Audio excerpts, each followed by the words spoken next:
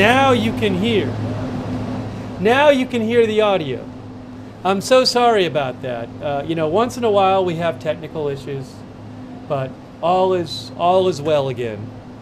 You're looking at the White House. Thank you for your patience in allowing me to restart everything. So that's a live shot from the White House, and we are going to be seeing the press conference with President Trump and UK Prime Minister Keir Starmer.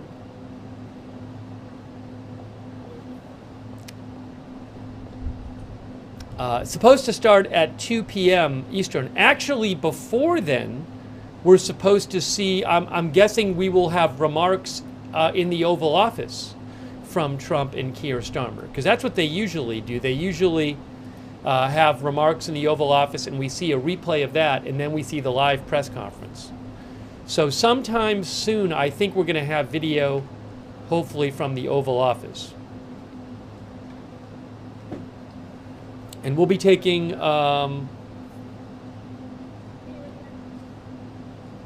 comments on the air from you and bringing you the latest updates on the Keir Starmer visit. And he is talking about Ukraine.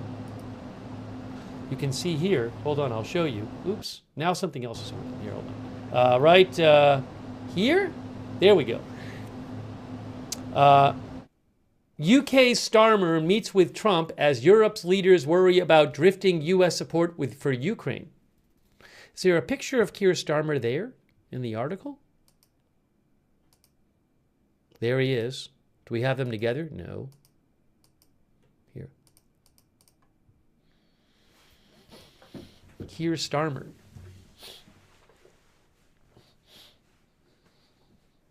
TJ Adams says he wants to send troops. Well, I believe the UK has said they would send troops as part of a peacekeeping effort.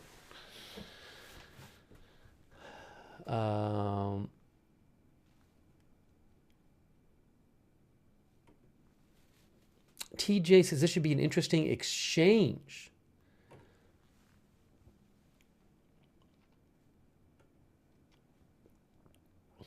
Mort says he is meeting a new foreign leader every day. Yeah, I mean, this week we have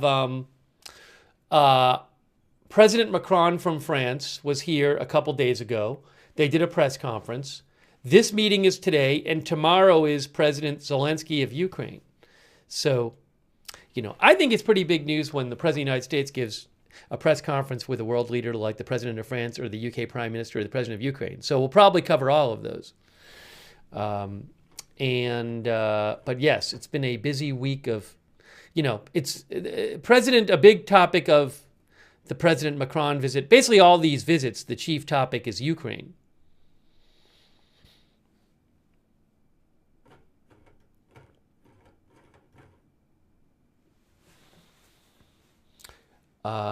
Our viewer Danny Medin says, I like Keir Starmer. Greasy says Starmer is terrible.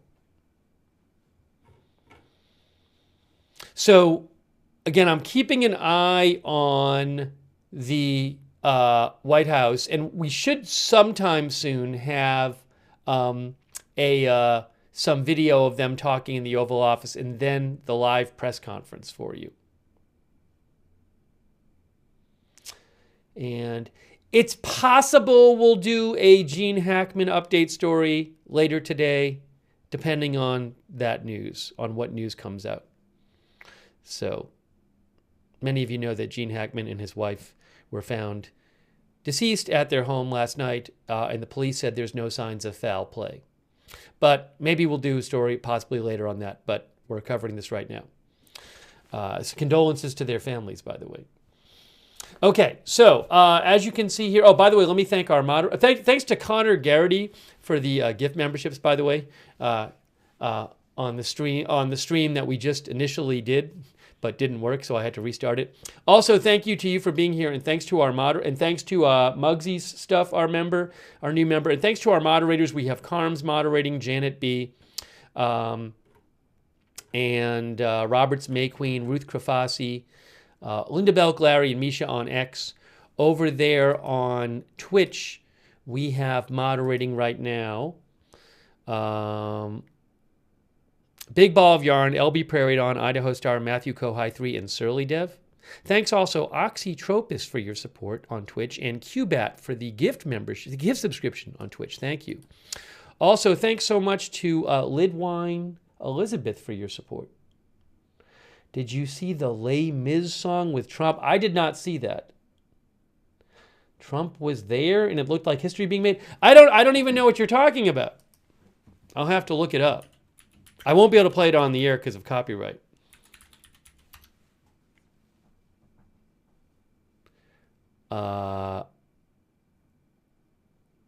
I see a story on Yahoo News on the Rap, an article by this thing called The Rap claimed that the U.S. Army Choir performed a song from Les Mis at the White House Governor's Ball Saturday night, and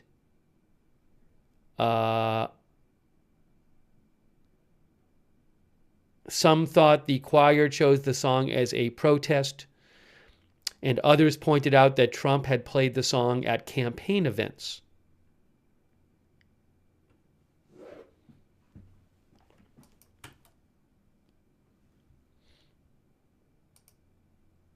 And then People magazine had an article with the headline, Army Choir performs Les Mis anthem about protesting the king for Trump. The internet has questions. But Trump has played the song in 2016 and 2024 during his campaigns. Anyways, interesting. Thank you, Lidwine Elizabeth. I really appreciate that. And thank you also to Janet B. Hey, that's really kind of you. Janet B., one of our moderators. Thank you so much, Janet, for your support, and for you and all the other moderators for moderating. And also, I forgot to thank the Facebook moderators. Let me do that. We have moderating right now on Facebook. Margaret Riley is over there. Kay Lowry Body, thank you so much to our moderators. And thanks to Jennifer Ellers for subscribing. And Karen61, our new member, thank you. Okay, so again, in theory, the start time for the press conference is 2 p.m. Eastern, but I would not certainly be wedded to that start time. There's a live shot of the White House. And sometime soon, definitely soon, we should be getting video. What they'll do is, if past is prologue, if they stick to the usual. Oh, here it is right here. We got video. Look at this. Here it is. I was just talking about this. This is moments ago. We're going to hear Keir Starmer, the UK Prime Minister, and Trump talk. This is moments ago. This just happened. It'll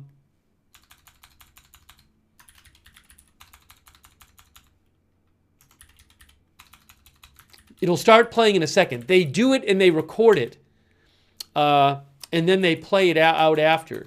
But this isn't the press conference. This is the way. This is how we usually get this part, where they'll say some stuff in the Oval Office, the media will record it, and then right after that it'll get released publicly. So we're about to see this right now. Well, there you go. That's convenient. By the way, AP says Keir Starmer is visiting the White House to try to convince President Trump that a lasting peace in Ukraine will endure only if Ukraine and European leaders are at the table as negotiations move forward with Moscow. Starmer's trip, coming a few days after French President Macron visited on Monday, I think, reflects the mounting concern felt by much of Europe that Trump's aggressive push to find an end to Russia's war in Ukraine signals his willingness to concede too much to Russian President Putin. Trump's reapproachment with Russia has unsettled America's historic allies in Europe, says AP. They have found themselves on their heels with Trump, returning to the White House with a determination to dramatically make over U.S. foreign policy to correspond with his America First worldview. The Trump administration held talks last week with Russia without Ukrainian or other European allies represented. And this week, the U.S. refused to sign on resolutions at the UN blaming Russia for the war, which began 3 years ago when Moscow invaded. The drifting White House view of Ukraine under Trump is leading to a tectonic shift in transatlantic relations. That's from Associated Press. Any moment now, this is going to start playing. So we're just waiting for this video to start playing. Any moment now.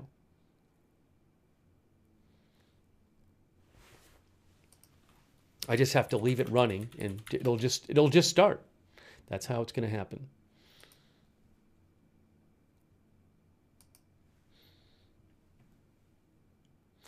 Matt Parker, our viewer, says trade deal incoming.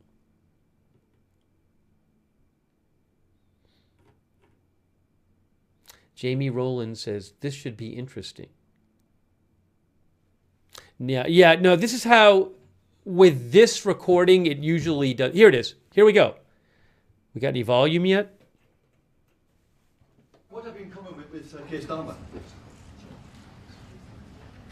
Thank you very much. It's a great honor to have Prime Minister Starmer in the Oval Office. It's a very special place, and he's a special man.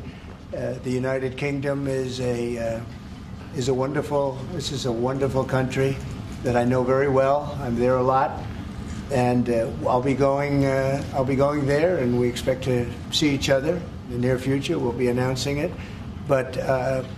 We're going to be discussing many things today. We'll be discussing Russia-Ukraine. We'll be discussing trade and lots of other items. And I think we can say that we're going to be getting along on every one of them. We've had a tremendous relationship. And frankly, the Prime Minister and I have met twice before, and we get along very famously, as you would say. And I look forward to it very much. We look forward to the day and the meeting. We'll be having a luncheon after this, and then another work session, and I believe we're going to have a press conference at the end. So I look forward to it. And Mr. Prime Minister, thank you very much. Thank you. Thank you, Mr. President. Can I say thank you for your hospitality, for your leadership? We have met a number of times, we've talked a number of times, and we have had a very constructive conversation. I'm sure we will today. And of course, our countries have been bound very long time now. The closest alliance, I think, of any two countries when it comes to prosperity and security. And I know that together we will strengthen that even further. And on issues like Ukraine, thank you for changing the conversation to bring about the possibility that now we can have a peace deal.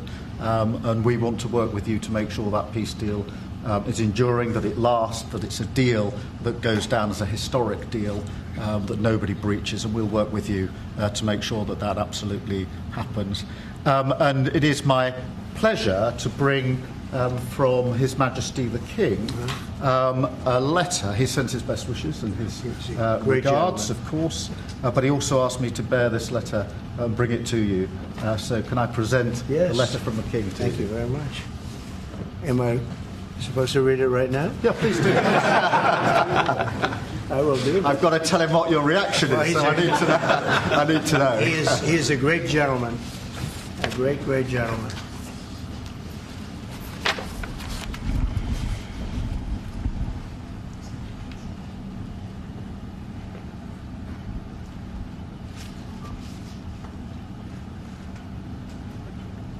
Oh, that's well. Well, that is really nice. I must make sure his signature's on that. Otherwise, it's not quite as meaningful. It is, and that's quite a signature, isn't it? Beautiful. He's a beautiful man, a wonderful man, and we appreciate it. I've known him, gotten to know him very well, actually. Yeah. First term and now second term. Perhaps you'd like to say what that very important paragraph. Yes, so this is a letter from His Majesty the King. It's an invitation for a second state visit. This is really special. This has never happened before. This is unprecedented. And I think that just symbolises the strength of the relationship between us. So this is a very special letter. I think the last state visit was a tremendous success. It was. His Majesty the King wants to make this even better than that. So this is truly historic, an unprecedented second state visit. And he wants to talk that through with you. And that says at Windsor. That's really something. Yes. What I haven't got yet is your answer. I do need to. The answer is yes. On behalf of our wonderful First Lady, Melania, and myself, the answer is yes, and we look forward to being there and honoring the King and honoring really your country. Your country is a fantastic country, and it'll be our honor to be there. Thank you very much. Well, thank you very much, Mr. President. I shall happily take that back to His Majesty. It's beautiful. Thank you. Thank you. Thank you. I'm going to keep that one. You'll keep that one. President Trump, Andrew and Tristan Tate landed in Florida today on a private jet after being released from custody in Romania. They are accused rapists, human traffickers, not thought of as good people in many circles. Did your administration pressure the Romanian government to release them, and if so, why? I know nothing about that. I don't know. You're saying he's on a plane right now? He's back. They already did. Yeah, I just know nothing about it. We'll check it out. We'll let you know. I do. Look, obviously this involves, there's an English element here, so obviously it's important that justice is done, and human trafficking is obviously, to my mind, a security risk, and so we'll catch up with the story in due course. You're aware? Are you aware? I didn't know anything about it. Yeah. Mr. President, veterans make up 30% of the federal workforce. Are you tracking how many veterans have been fired so far? Yes, we are. We are, and we take good care of our veterans, so we're watching that very carefully, and we hope it's going to be as small a number as possible. But we are having great success in slimming down our government. It's been really very successful, and some took payouts and buyouts, and others took other things, and some people we're finding out don't even exist. We're finding that we have a lot of people that don't exist, that people thought that did. We will be making a statement on that, but we're taking care of our veterans. We love our veterans. We're going to take good care of them. Okay, please. Mr. President, could you be persuaded, as part of a peace settlement in Ukraine, to provide air cover, a backstop security position to the contributions that Europe might make as well? Well, so President Zelenskyy is coming to see me on Friday morning, and we're going to be signing really a very important agreement for both sides, because it's really going to get us into that country. We'll be working there. We'll have a lot of people working there. And so in that sense, it's very good. It's a backstop, you could say. I don't think anybody's going to play around if we're there with a lot of workers and having to do with rare earths and other things, which we need for our country. And we appreciate it very much. And I look forward to seeing him. We'll be talking about it, and we'll also be talking about that today with the Prime Minister. Yeah, I mean, as you know, we've already indicated that we'll play our full part in making sure that any deal, if there is one, and I hope there is, and I think this is a historic moment to make sure it's a lasting deal, and we're about to have a discussion about how we can make that work. But I have to say this, as I said yesterday, you're talking about a peacekeeping force. We have to make a deal first. Right now, we don't have a deal. We have Russia, we have Ukraine. I think we're very well advanced. I think Russia has been acting very well. We have Representatives Steve Witkoff and Scott and Marco and JD. We're all involved, every one of us, and a lot more. But I think we're very well advanced on a deal, but we have not made a deal yet. So I don't like to talk about peacekeeping until we have a deal. I like to get things done. I don't want to give it the bad luck sign. We don't want to do that. But we've had very good talks with Russia, and we've had very good talks, as you know, with Ukraine. Yes, sir. Mr. President, does the Prime Minister have to choose a closer relationship with the EU as he is seeking and a good trade relationship with you? Which one should he go for? Well, I think we have just a great relationship. We actually had a good relationship before. We've met a couple of times, and I'm very impressed with him. I'm very impressed with his wife, I must say. She's a beautiful, great woman. And I said you're very lucky. He's very lucky. And we've had a very good relationship. He's worried about Britain potentially undoing some of the benefits of Brexit by seeking a closer tie with the EU, who you said was set up to screw. No, I don't worry about that. I thought, frankly, what they did was the right thing at the time, and I think that'll probably prove out over the centuries. You have a long time to go. But I think I predicted that was going to happen, and it did happen. And it'll work itself out. I think it's already worked itself out. Mr. President, can I ask on Chagos, Mr. President? Keir Starmer has signed a deal to give away the Chagos Islands to Mauritius. Will you approve that deal? Well, we're going to have some discussions about that very soon, and I have a feeling it's going to work out very well. They're talking about a very long-term, powerful lease, a very strong lease, about 140 years, actually. That's a long time. And I think we'll be inclined to go along with your country. Yeah, I think it's a little bit early. We have to be given the details, but it doesn't sound bad. Yeah, please. Mr. President, you obviously can do business with our Prime Minister, Keir Starmer. You said yesterday that the EU was constructed to screw the US when it comes to trade. What can our Prime Minister say to you to persuade you not to impose tariffs on the United Kingdom? Yeah, did I use the word that you said, that bad word? I think so.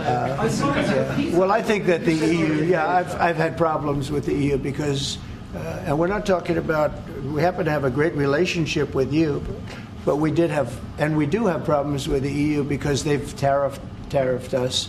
They do it in the form of a VAT tax, which is about 20%, and many other taxes. They sue our companies. They sued Apple.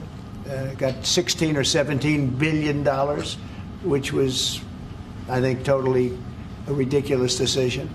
And they're suing Google for a lot of money. They're suing a lot of other companies. And we don't like the way they're treating our people now. We don't like the way they're treating our companies. They sell us cars. We don't sell them cars. They don't take our cars. They don't take much of our agriculture. And we have a deficit with them of about $350 billion. So I wouldn't say it's been such a great relationship personally, but other people did because it's politically correct to say that it's been good, but it hasn't been good. And we're going to change that. And we are going to have reciprocal tariffs. We're not going to have tariffs. We're going to have reciprocal. Whatever they charge us, we're going to charge them, which for many years, foolishly, I would have done that, but then all of a sudden we had COVID and we had other things to think about. So it took me a little while to get that on, but we had, in my first 4 years, we had the greatest economy in the history of, I think, the world, but certainly in the history of our country. I think we're going to have that again. But the EU was very, very tough on us from the standpoint of trade. Then you could take it a step further and go into NATO, and that was a very tough situation for us. I mean, that's been a very tough situation because we were paying a disproportionate share.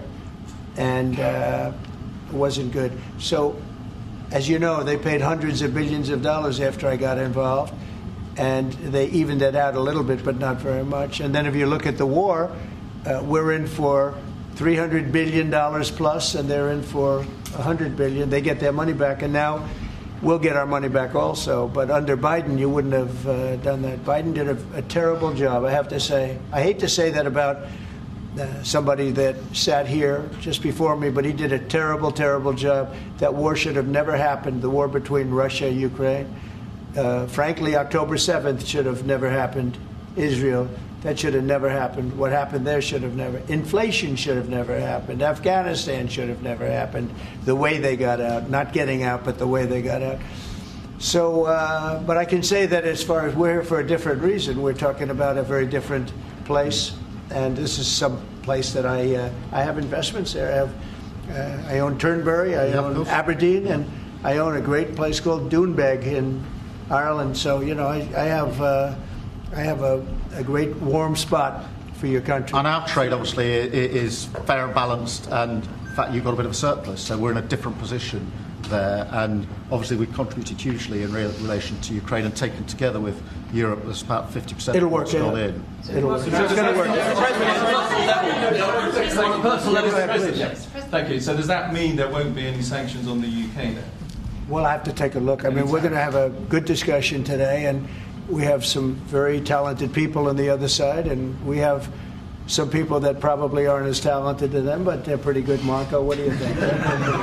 Our people are pretty good. And no, we're going to have a good discussion, and we'll be talking about that. Mr. President, I just wanted to ask, Mr. Starmer, Prime Minister, has said that he believes that Vladimir Putin would be at risk of invading Ukraine again without a sufficient backstop. Do you think that Vladimir Putin would be likely to invade again in the event of a peace deal? I don't think so. I think when we have a deal, it's going to be the deal. I don't think if I didn't win the election, I don't think we'd be even talking to Putin right now or anybody else. I think it would just, you know, I don't know if you're looking at the stats, but thousands of people are being killed a week soldiers mostly, because the towns have been destroyed.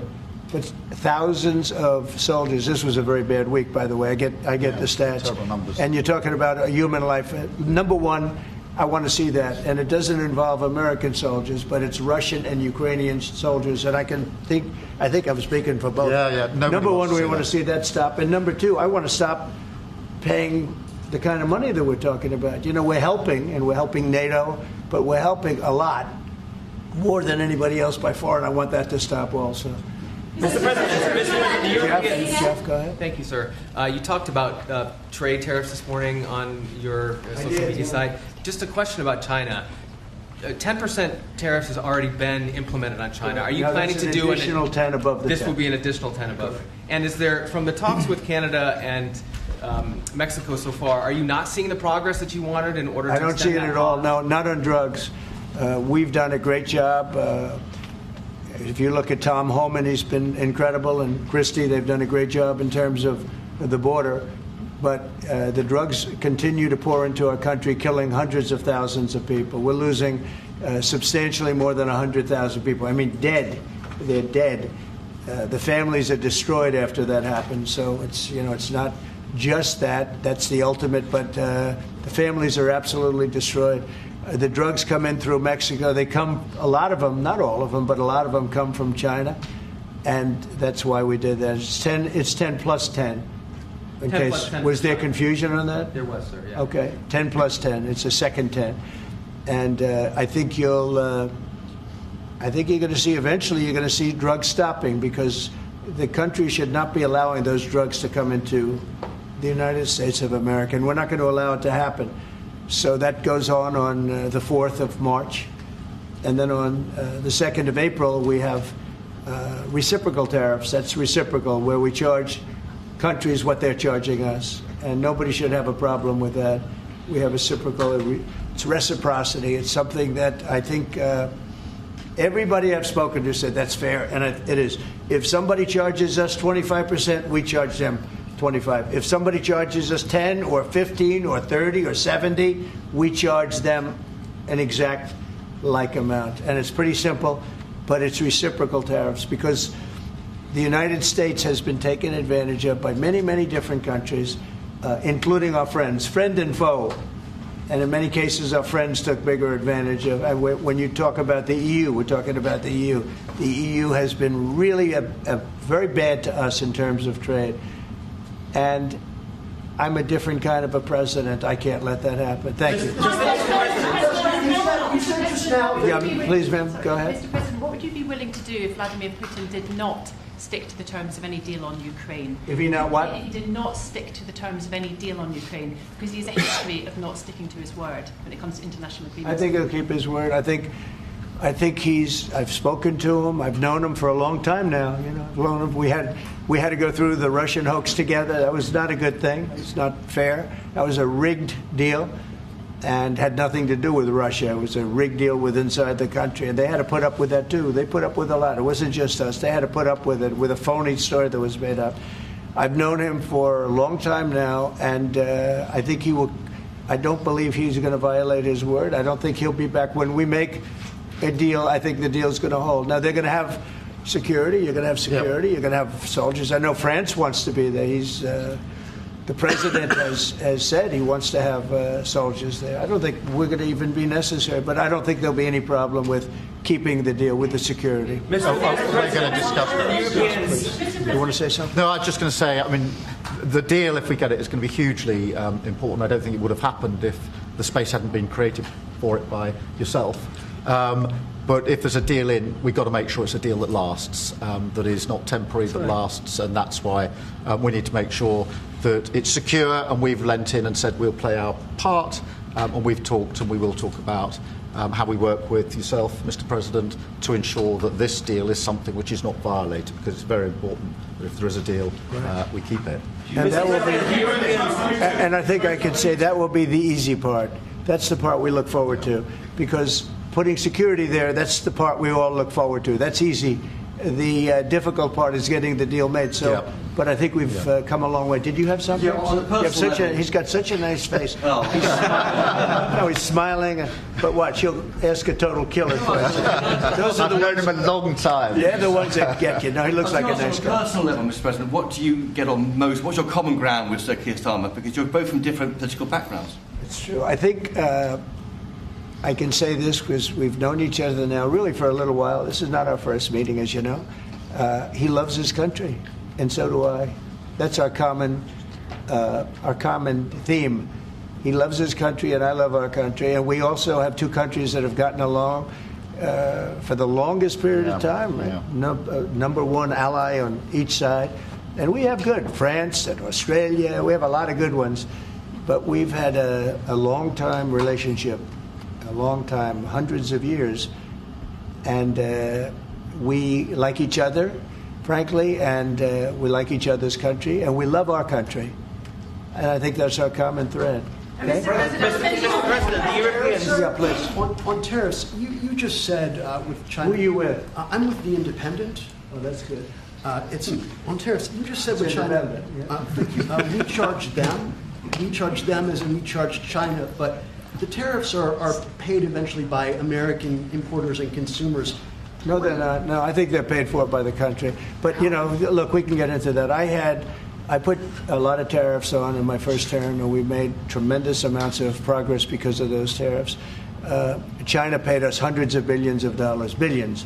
We never had because they took advantage. And President Xi's a friend of mine, but he knows better than anybody took advantage of our country. He took advantage of presidents that didn't know what they were doing. And they expect them. They actually expect them. The smart countries expect them from me because they know me and they know our country. But they got away with murder for decades, and we just can't let that happen anymore. Behind you, please. That's very kind, Mr. President. It sounds as though one of you completely trusts President Putin and one of you doesn't trust him an inch. Have I got that right? And why do you trust him? Look, it's trust and verify. Let's call it that. And I think we both can be that way. You have to verify because you never know what's going to happen. I know a lot of people that you would say no chance that they would ever deceive you, and they're the worst people in the world. I know others that you would guarantee they would deceive you, and you know what? They're 100% honorable. So you never know what you're getting. No, I have confidence that if we make a deal, it's going to hold. Mr. President, on fentanyl, Mr. President, less than 1% of all fentanyl that comes into the U.S. is apprehended at the Canadian border. So why use fentanyl as a reason Because they should be apprehending much more. They're only apprehending 1%. You're right about that. It's a little more than that. But they should be apprehending much more because a lot comes through Canada. And as Mexico gets stronger in terms of the border, it goes up to Canada. And a lot of drugs are coming in through Canada. We can't have that. Mr. President, Yeah, go ahead, please, in the back. Is there anything you can say tomorrow to President Zelenskyy to reassure him that his country's war hasn't been in vain and its sovereignty is not going to be threatened by any deal with Russia? Well, he's coming. Perhaps he's already on his way. And we're going to be signing the deal together, probably in front of the media. And we're going to be having a good conversation. No, we want to work with him, President Zelenskyy, she said before. We want to work with him, and we will work with him. I think the president and I actually have had a very good relationship. It maybe got a little bit testy because we wanted to have a little bit of what the European nations had. They get their money back by giving money. We don't get the money back. Biden made a deal. He put in $350 billion. And I thought it was a very unfair situation. We're not getting all of ours. I mean, quite a bit of ours was gifted. It was given. There were some lends, but mainly it was gifted, actually. Mr. President, the Europeans want Ukraine to be part of NATO as part of this deal. Are you willing to budge on that at all, or is it a firm? Well, I could be very nice and say, we'll work to it. Look, it's not going to happen. It's just not going to happen. That's what started this whole thing. Biden said that, and all of a sudden the guns started. That was one of the primary reasons this started. And this was long before President Putin. They never said it was an impossibility. So we can say, we'll try. But that's something that's just not going to happen. And then the other question you ask is about the land. will you get your land back? Well, they've fought long and hard on the land, and you and I will be discussing that, and we're going to certainly try and get as much as we can back. But on the NATO, it's just not, that's not going to happen. Yeah, please. Mr. President, you talked about having common ground with Keir Starmer, but there are things you disagree on as well. You described Zelenskyy as a dictator. He describes President Putin as a dictator. Do you see that as a problem? The relationship between President Zelenskyy and President Putin is not a good one. You've noticed, right? It's not a good one. It's not a good relationship. And we're going to have to try and work something out. Sometimes that happens. I get along with both. I have a very good relationship with President Putin. I think I have a very good relationship with President Zelenskyy. And now we're doing the deal, and we're going to be in there. We're going to be actually in there and digging our hearts out. And hopefully, we need the rare earth, and we have some here, but we don't have enough. Our economy is very strong, and we need a lot of things that, in some cases, we don't have here. So I think we're going to have a very good relationship, but the relationship between them is not the best. Mr. President, do you still think that Mr. Zelenskyy is a dictator? Did I say that? I can't believe I said that. Next question. Sir, will you be discussing AUKUS, sir? Yeah, please, go ahead. Yeah, sir. George Parker from the Financial Times. Can you see any situation where US forces could be deployed as a backstop in a peacekeeping operation in direct confrontation with Russian forces? Well, there is a backstop thing. First you're going to have European countries because they're right there. We're very far away. We have an ocean between us. But we want to make sure it works. So I don't know when you say backstop, you mean a backstop psychologically or militarily or what? But we are a backstop because we'll be over there. We'll be working in the country. We're going to be, that's a great thing economically for them because, when you talk about economic development, we're going to have a lot of people over there. So we'll be working in the country. So I just don't think you're going to have a problem. I think when we have an agreement, you can say whatever you want about security, who's going to do it, and that's going to be a very pleasant conversation. The hard conversation is, will we have an agreement? And I think the answer is yes. I think Russia will agree, and I really believe Ukraine will agree also. So will you discuss AUKUS as well? Just to follow up on that, if British troops are in Ukraine keeping the peace and get attacked by Russia, will you come to their aid? If the British people are in Ukraine and they get attacked. If British soldiers in Ukraine. I've always found about the British, they don't need much help. They can take care of themselves very well. You know what? No, it sounds like it's evasive, but it's not evasive. The British have been incredible soldiers, incredible military, and they can take care of themselves. But if they need help, I'll always be with the British, okay? I'll always be with them. But they don't need help. You look at their career. You have done very well over the years, haven't you? We have. I'm very proud of our country. And but we've also always been backing each other up between our two countries. That is why this is the greatest alliance for prosperity and security I think the world has ever seen. Whenever necessary, we've absolutely backed each other up, and that's at the Could core you take on Russia by yourselves? Well... All right, one or two more. Yes, ma'am? In his remarks at the Munich Security Conference, Vice President Vance condemned free speech violations in the UK, particularly. Could you respond? What is your message? I have an idea. We have the man right here. Come on. Let's go, JD. We're putting you on stage. Great. Look, I said what I said, which is that we do have, of course, a special relationship with our friends in the UK and also with some of our European allies. But we also know that there have been infringements on free speech that actually affect not just the British. Of course, what the British do in their own country is up to them, but also affect American technology companies and by extension American citizens. So that is something that we'll talk about today at lunch. We've had free speech for a very, very long time in the United Kingdom, and it will last for a very, very long time. Well, no, I mean, certainly we wouldn't want to reach across US citizens, and we don't, and that's absolutely right. But in relation to free speech in the UK, I'm very proud of our history there. Will you discuss AUKUS, though? Will you be discussing AUKUS with the Australians and the Brits? Will you be discussing AUKUS with the Prime Minister, sir? What does that mean? AUKUS, the Australia-US Defence Alliance. Yeah, well, we'll be discussing that. We've had another great relationship, and you have too, with Australia. Yeah. We've had a very good relationship with Australia, please. Mr. President, while we have the Vice President here, are you both disappointed that the AfD didn't come first in the German elections, given your previous support for them? No, whatever happens with Germany, look, the relationship has been very strong with Germany, but we'll have to see what happens. They have a lot of things going on right now. We'll have to see. No, I'm not disappointed about anything. If anything, you would say that the group that we would be most opposed to lost, but we got along with them also. We have a very good relationship with all groups in Germany. Former Blackwater CEO Eric Prince was on our channel News Nation. He was talking about his proposal to use private forces to assist in deportations. Have you read that proposal, and do you support it? No, I haven't seen it. I don't think it's necessary. Our people are doing a phenomenal job. I wouldn't be opposed to it necessarily, but I'd go to our military people, and I'd go to Tom Homan and Christie. I'd go to the various and ask, but I don't see it as being. We're doing unbelievably in getting people out, getting criminals out, people that should have never been here, that the Biden administration with their stupid open borders should have never allowed. They came in from prisons and jails and mental institutions, and gang members and drug dealers coming into our country like this. We're getting them out, and we're doing really well. I mean, the level of effectiveness has been incredible. Everybody's talking about it. How about one more? Mr. President, you've asked. Mr. President, one on the Middle East. Go ahead. You look so nice. Here we go.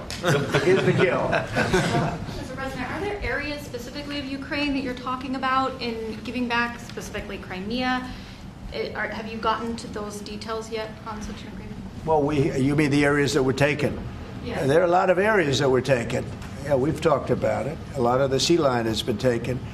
And we'll be talking about that, and we're going to see if we can get it back or get a lot of it back for Ukraine, if that's possible. We'll be seeing about that, okay? Thank you very much, everybody. Thank you, Chris. Thank you very much. Chris. Appreciate it. We're headed out. Thank you. Thanks, guys. So that wasn't the press conference. The press conference is coming up. The first 30 days. We're going to get the press conference in a little bit. The first 30 days. That was like the pre-press conference. Here they are. There's Carolyn Levitt right there. All right, well, there you go. Okay, so that wasn't even the press conference yet. That was you get like two press conferences. You get the Oval Office meeting where they take questions. Then we'll get the live press conference. And so just a note on, I want to hear some comments from you guys on that, on what you thought. So the original start time for the press conference was 2 p.m. Eastern. It's not going to start at 2 p.m. Eastern. We know that. But he did say, like, during that meeting, well, we're going to have a luncheon and then a session, then we're going to work, and then we're going to do the press conference. The thing is, remember, though, that what you just saw, what they do is they do that whole session in the Oval Office, and the press records it, and when it's over, they release it to the public. So what you were watching had already happened. So I'm hoping it's not too long a wait before the actual press conference. I'm hoping. I don't know how long it'll be, but they're not just going to lunch now. They've probably been doing that for the last hour, because we don't get to see the Oval Office thing until it's actually finished. So, yeah, I don't know. Lukey says, why do they not do that live? I don't know why I have no idea why the Oval Office thing gets released after the fact as a recording, and then the press conference is live. It's just the way they do it. So it's happened every time we've covered it. At least we get to see it. But yeah, so as soon as I have any live video from the press conference room, and I should have live video from there before it even starts. For whatever it's worth, Reuters is saying they're going to have some live video from the scene in around 10 minutes. So hopefully in the next few minutes, maybe in like 10 minutes, I'll have some video to show you of the actual room where the press conference is going to take place. But it's like you get two press conferences. All right. So what did you guys think of the back and forth and the questions and the responses from President Trump and also from Prime Minister Starmer. Let's see.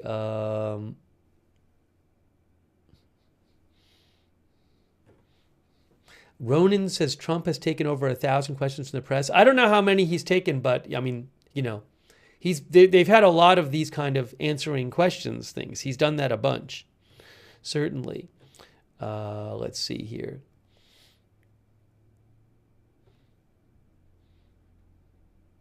Distant Galaxy says, were there any specifics? So, well, I mean, one thing to point out is just President Trump did say that there are going to be tariffs that start on Canada and Mexico on March 4th because he's not satisfied with them stopping fentanyl coming into the U.S. Will those tariffs actually happen? I have no idea. He also says that reciprocal tariffs against other countries who have tariffs on the U.S. will start on April 2nd. Will that actually happen? I have no idea. I remember that there were going to be tariffs on Canada and Mexico, a few weeks ago, and then at the last minute, they were paused. So I can't say whether these tariffs are actually going to happen or not. LL says, art of the deal. CFC Daniels thinks Starmer looked very weak.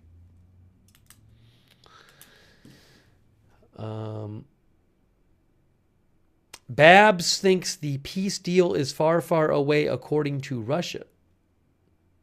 Naomi Nocturnal says goalposts constantly moving.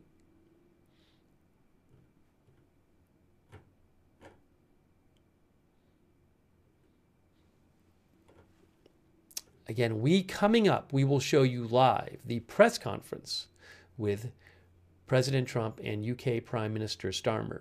Prime Minister Starmer is there to mainly talk about Ukraine. I believe that's the chief topic. By the way, real quick, I want to say a couple thank yous. Thanks for being a member, Annie L., who's been a member for 19 months. Thank you so much, Annie L. Also, thank you, PZ Papa Zulu, for the gift membership. So nice of you. Our new member, Adrian Borello.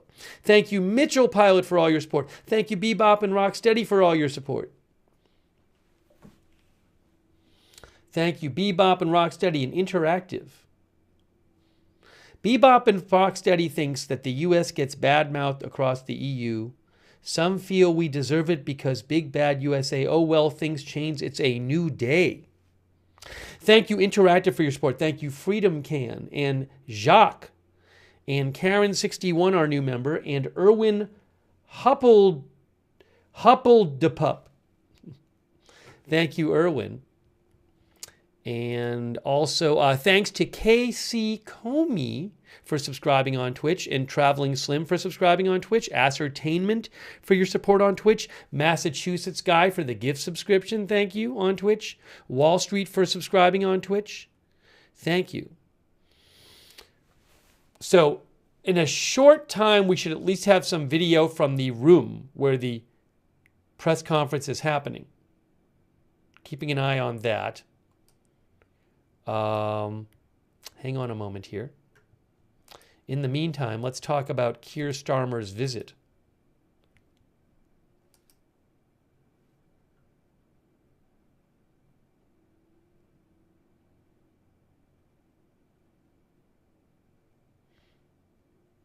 Give me one moment here.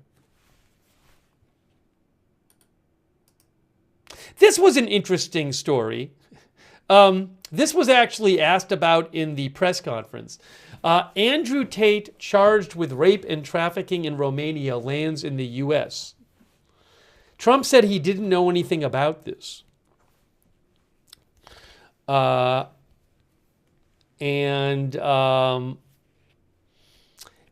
Tate also is someone who has been a big influencer. Like lots of people watch his videos, for example. Internet figure and self-described misogynist Andrew Tate and his brother Tristan arrived in Fort Lauderdale, Florida, from Romania today, shortly after prosecutors lifted a travel ban related to criminal charges against them. says Reuters. The Tate brothers are under a criminal investigation in Romania on accusations of forming an organized criminal group, human trafficking, trafficking of minors, sexual intercourse with a minor, and money laundering. They have denied all wrongdoing. Andrew Tate said at the Florida airport today, "We have no criminal record anywhere on the planet ever." He said he and his brother were totally innocent and the victims of lies. He did not respond to reporters who asked why the brothers came to Florida or whether President Trump had helped get their travel ban lifted.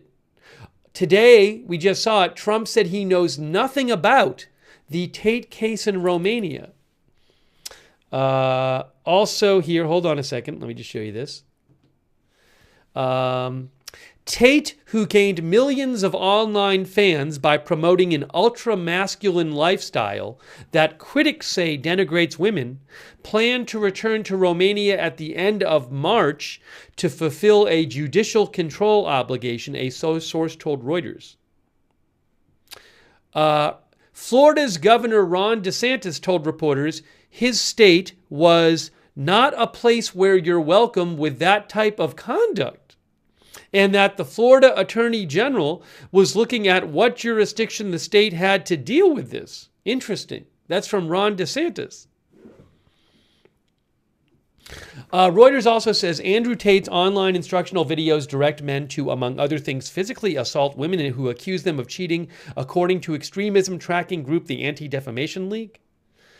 Anyways,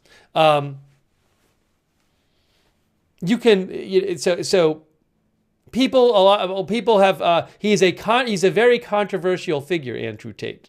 Let me say that. So there's this question as to whether whether the Trump administration might have helped get his restrictions lifted so he could travel. And again, the first question to Trump when he was in the Oval Office today was about this, and Trump said he didn't know anything about it.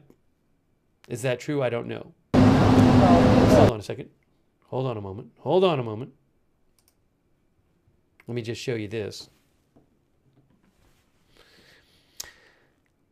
AP talks about how they arrived Thursday in the U.S. after authorities lifted travel restrictions on the siblings. There is Andrew Tate here and Tristan Tate. That's them in Florida today. That's them today in Florida. That's from AP.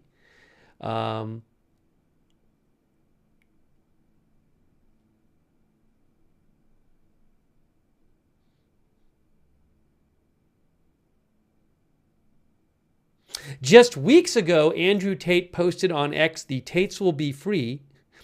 Trump is the president. The good old days are back, and they will be better than ever. Hold on." He and Tristan Tate are vocal supporters of U.S. President Trump. The Tate's departure from Romania came after Foreign Minister of Romania, Emil Herăzinu, said this month that a Trump administration official expressed interest in the brothers' case in Romania at the recent Munich Security Conference. The foreign minister insisted no pressure was applied to lift restrictions on the Tates after a Financial Times report on the meeting caused a stir in Romania.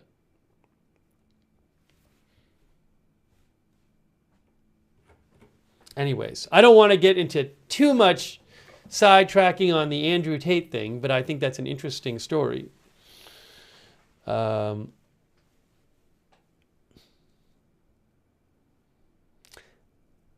Salty Widow asked about the Tates being dual citizens. I don't know. Maybe Wikipedia says where they have citizenry. According to, well, Wikipedia says Andrew Tate is an American and British social media personality, businessman, and former professional kickboxer. He gained notoriety for promoting various positions in the manosphere community. I don't specifically know what their current citizenship is.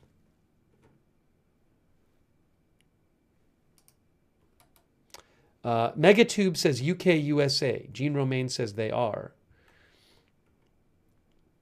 Why would they go to Florida? One of our viewers said. I don't know why they're there specifically. That's not clear. Smuggy says, do we really believe Trump didn't know about this? I think it was one of my followers on X last night, I think, was saying that they thought that they would make a White House appearance. I have no idea. We'll have to see. There's Andrew Tate arriving in Fort Lauderdale.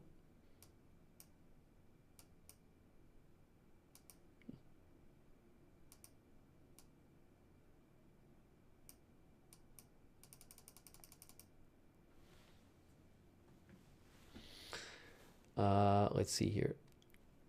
It's also interesting to see the quote from Ron DeSantis and also the Florida Attorney General. Let me show you that. The AP article had something about that. Where is it here?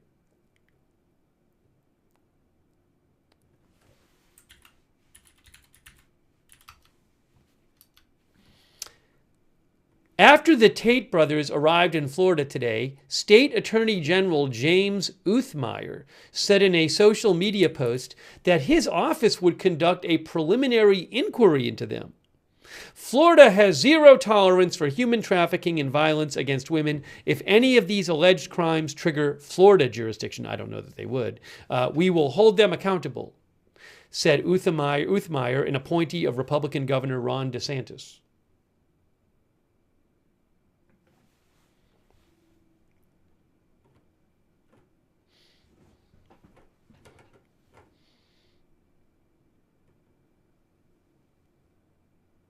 Fred Witherow says there's charges in the UK against them. I think you might be right about that.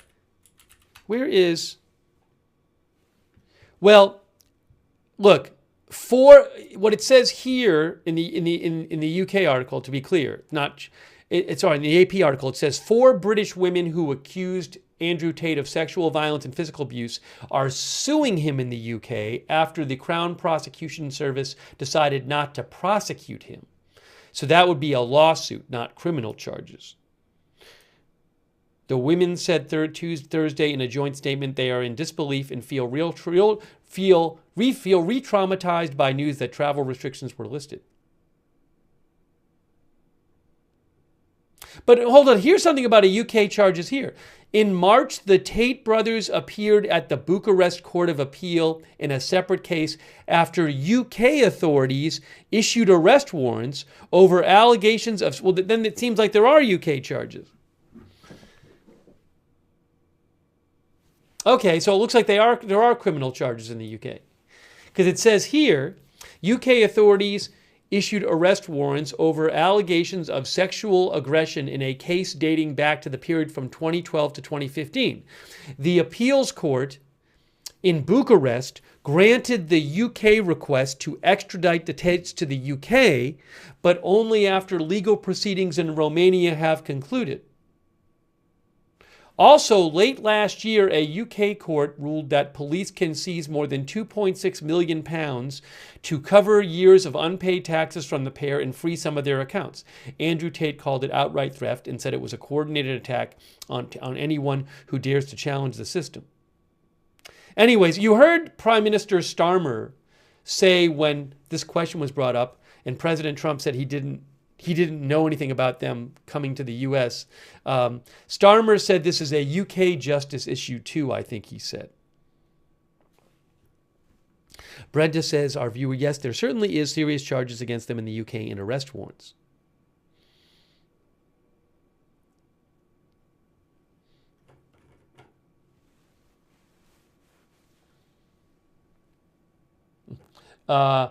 Donald Mulligan says, Tate Brothers Gone Wild, Spring Break, Miami, the Total Immunity Tour.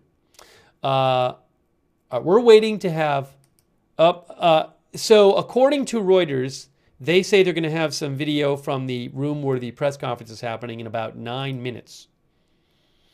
So in a few minutes, we should have some live footage from the press conference location. And I'll put that up as soon as I have that for you.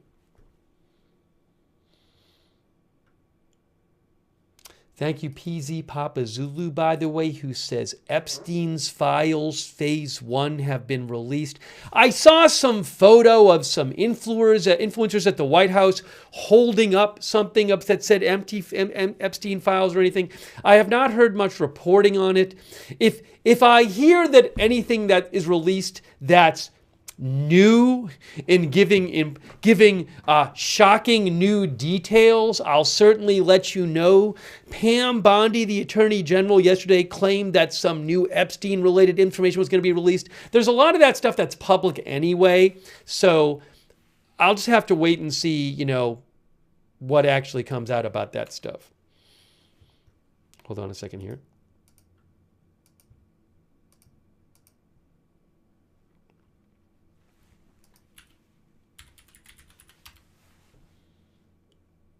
Yeah, here, look.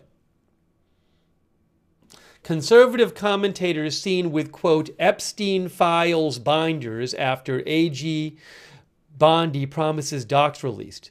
Conservative political commentator Rogan O'Handley, known as DC Drano from Left, social media content creator Chaya Rychik, and conservative political commentator Liz Wheeler hold up binders with a cover titled The Epstein Files Phase 1 with another conservative influencer, Jack Posobiec, at the White House. Conservative political commentators were spotted at the White House holding binders that read Epstein Files, after Attorney General Pam Bondi promised the release of documents about wealthy financier Jeffrey Epstein, who sexually abused underage girls. It was not immediately clear what was in the binders, which have not been released publicly by the Justice Department.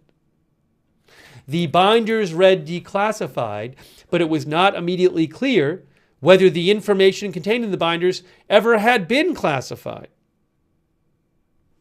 Bondi said yesterday on Fox News that the documents would include flight logs and a lot of names, though it was unclear whether there would be details not already publicly known. Over the years, thousands of pages of records have been released through lawsuits, his criminal dockets, public disclosures, and Freedom of Information Act requests. Anyway, so I'll keep an eye out on reporting about what, if anything, big and new actually has been released.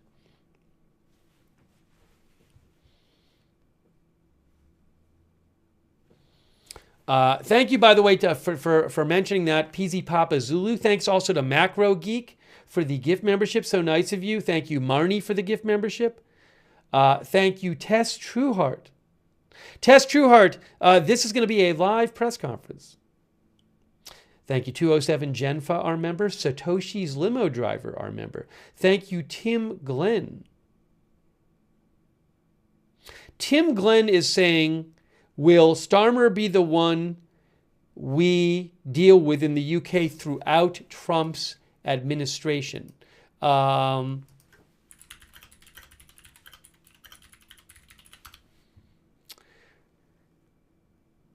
According to Wikipedia, the next UK general election is scheduled to be held no later than 2029, which would be after Trump is out of his second term.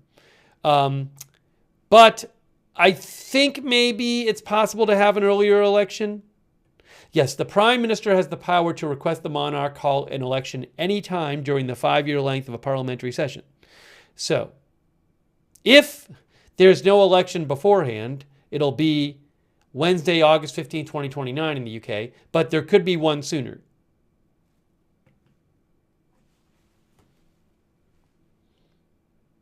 Thank you, Tim Glenn. Also, Annie L., our member. Hey, I want to just shout out our moderators, too. Oh, thanks also Fred Witherow over there on X. Thank you, Fred, for your support. We are waiting for the press conference. Going to bring you live coverage of that. And we should have some videos soon.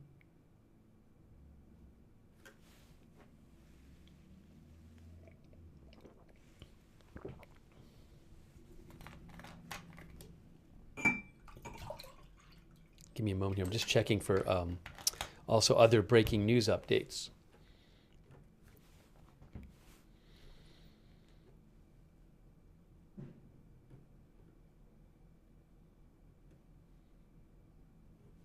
Hey, real quick, thank you to our moderators as we wait for the start of this press conference. Thanks so much to our moderators. We have moderating right now over there on YouTube, Roberts May Queen, Ruth Krafasi, Janet B. Thank you. And all of our other moderators over there on YouTube, Linda Belk, Larry, and Misha on X. Thanks to our Twitch moderators, David Green, I Got That Fire, Matthew Kohai 3, Sarah, Surly, Devin, Traveling Slim. Thanks so much. Thanks, Massachusetts guy on Twitch, by the way, for the gift membership, for the gift subscription. So nice of you. Thanks, QBat, for the gift subscription too. Thank you, QBat. Thanks also, Simp Nasty Scrimp, for the bits on Twitch. Thank you. Really kind of you. And thanks to Margaret Riley and Kay Lowry Body, who are moderating over there on Facebook right now. Shout out to our subscriber, Robert Rial II, over there on Facebook, and Jennifer Ellers for subscribing. And our Twitch subscribers like Sandy Doggo, Wall Street Shaggy, just to shout out a few, Massachusetts Guy, Allistic. Thanks for supporting the channel. And some of our YouTube members, Snarf McGrew, Mama457 Rose, Nat Leo, Benny Hill, Dan Hooper, Hasseldehoff, J.K. Sinar, Akeem Idler, Roger Shoemaker, Thomas Darwin, Marnie, Boz, Endless, Rose Garvey, Nada Gray, TJ Adams, Ronan, Storm Laughter. Thank you, YouTube members. Bambi Washington. Thank you. Dan Heaton. All right. Very shortly, I believe we're going to have video from the press conference room.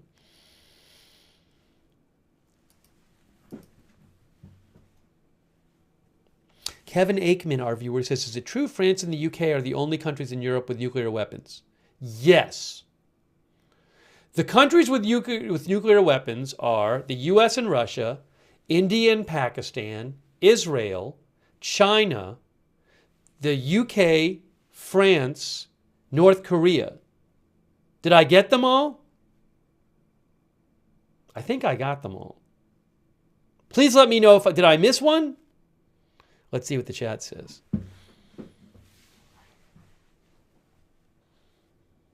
Rob G says, and soon Iran. Oh, no, I said Israel. I said Israel. Israel was on my list, right? I think I said Israel.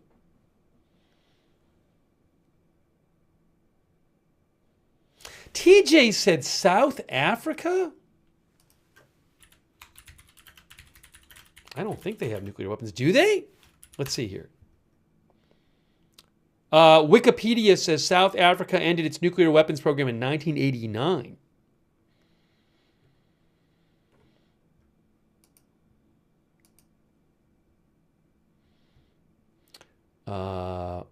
Google AI says in 1990, President de Klerk of South Africa ended the nuclear weapons program.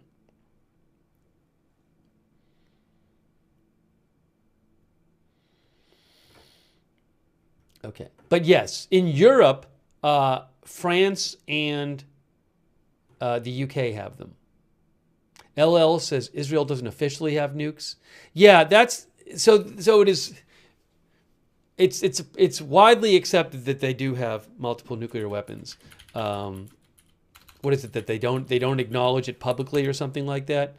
For example, just a little summary here. The state of Israel is widely believed to possess nuclear weapons. Estimates of their stockpile range between 90 and 400. Says Wikipedia. They give sourcing if you want the sources. Israel maintains a policy of deliberate ambiguity, never officially denying nor admitting to having nuclear weapons, instead repeating over the years that Israel will not be the first country to introduce nuclear weapons to the Middle East.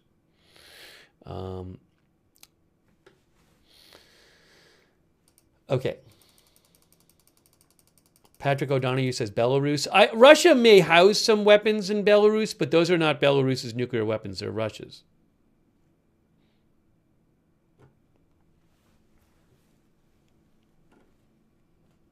Waiting for the press conference. Oh, I did want to just mention this.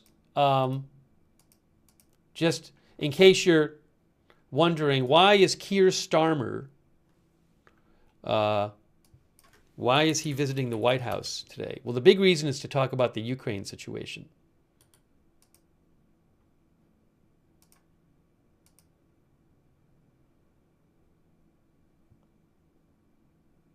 You can see AP says British Prime Minister Starmer is visiting the White House to try to convince President Trump that a lasting peace in Ukraine will endure only if Ukraine and European leaders are at the table as negotiations move forward with Moscow.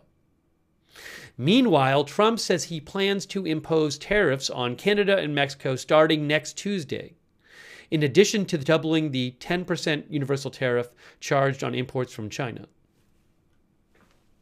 Where is the tariffs thing?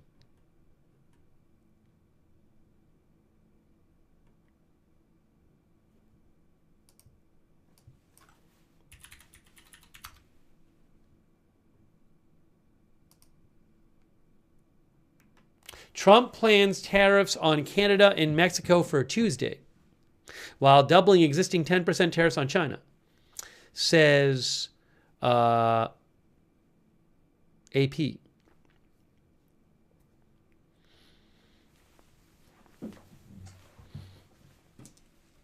But I kind of want to ask you guys if you think that'll happen.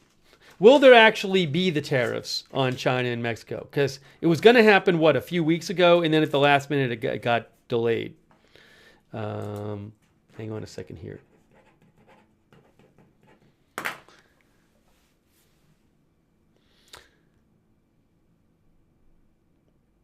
Trump intends to put 25% tariffs on imports from Mexico and Canada with a lower 10% tax on Canadian energy products such as oil and electricity. The move, ostensibly about drug trafficking and immigration, led Mexico and Canada to respond by emphasizing their existing efforts to address these issues. Canada created a fentanyl czar, and Mexico sent 10,000 of its members of its National Guard to its border with the United States. Mexican President Sheinbaum said today she hoped to speak with Trump after the cabinet-level meetings occurring in Washington this week.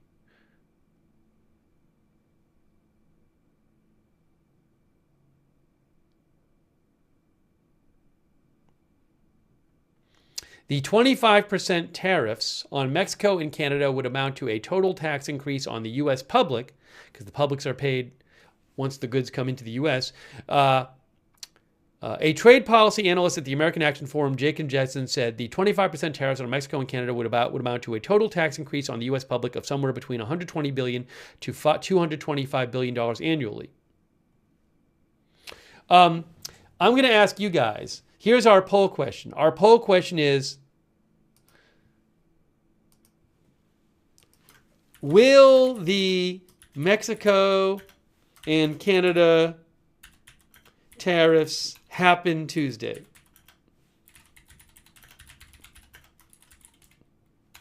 Will it happen? Will they start, actually? Yes or no? I just posted that in the YouTube chat. Now I will post it in the Twitch chat. This will be our poll question. Do you think these tariffs actually will happen?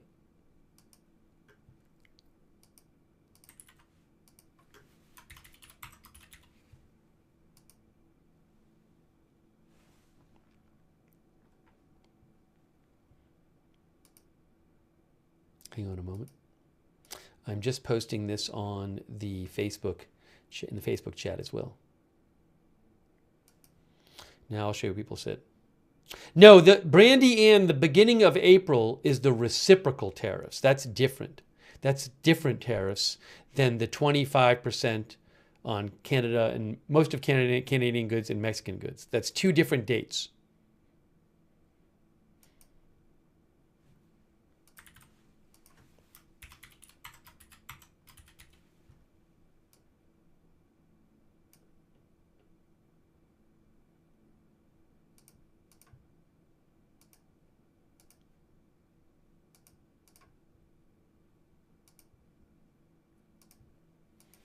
Okay, so I asked you guys, do you think these tariffs on Canada and Mexico are really... Oh, hold on. We have somebody... Can I show you this? Where is it here? Oh, I missed it. There was a guy going into the White House with, like, cleaning stuff. So it looks like just somebody working at the White House. That's actually a live shot from the White House right there. That's a live shot from the White House. But soon we should have a live shot from the press conference room. All right, let me show you what you guys said. I said, will these tariffs actually happen? Or are we going to get some kind of thing at the last minute where they're just like, well, we've reached some kind of new deal or something? I don't know. over there on YouTube, it's 62% yes, 38% no. I remember we were covering the lead up to the tariffs in Canada and Mexico when it was a huge story, a few weeks ago or whenever it was, and I kept saying, well, the tariffs aren't here yet. There could be some last second deal. They don't happen until they happen. And then what happened? There was a last second deal on the Canada and Mexico ones.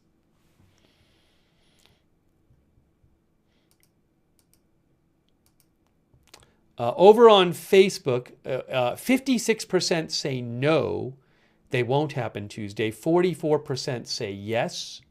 And on Twitch, the vote is 60% yes, 40% no. So our viewership is split. I would say more voted yes than no in our polls, but we'll have to see what happens.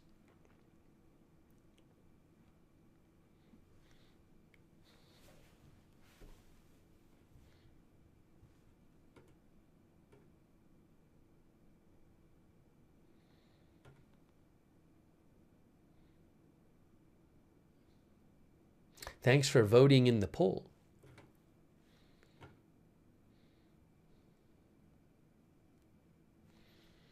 All right, I'm going to get rid of the poll now. Hang on.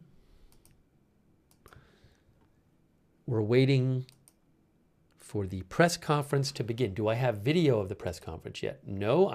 Any moment now, I should get video from the press conference room. Reuters says delayed times. Here's a live shot of the White House, right here. There's the White House.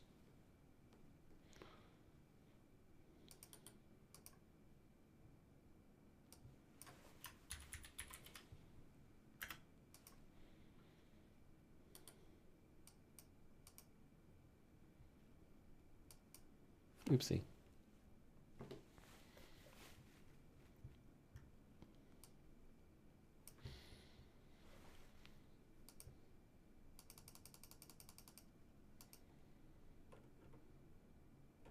Yeah, we may do some coverage of the Gene Hackman later. I'm not sure. As many of you know, Gene Hackman, actor, and his wife were found, and one of their dogs were found deceased at their home in New Mexico.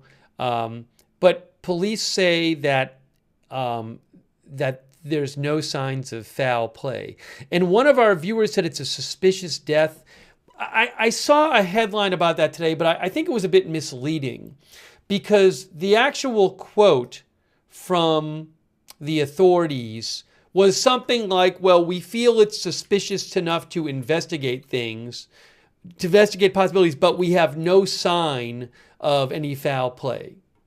So, I saw that being reported like it was some new information. That authorities were now calling it suspicious when they hadn't before, and I don't believe that's the case. I don't believe they've changed their tune on this. Because I saw that quote before. Yeah, so what... a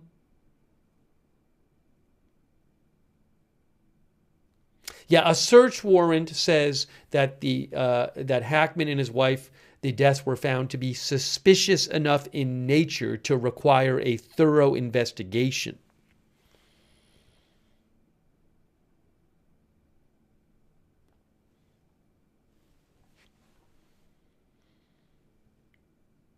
I don't want to get all into that now, but it's possible we'll cover it, especially if some more information comes out, we might cover it later.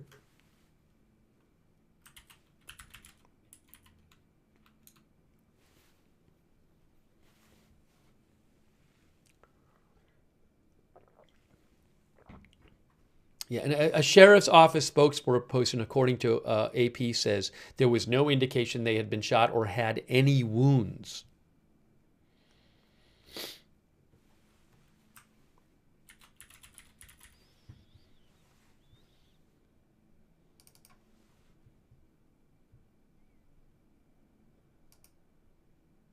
Hang on a second here.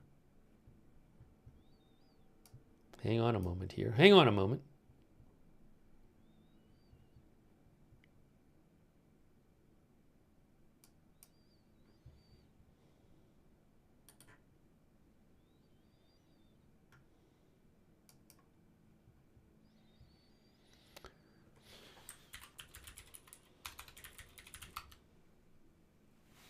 Yeah, so the search warrant said that the circumstances surrounding the death of the two deceased individuals is suspicious enough in nature to require a thorough search and investigation. So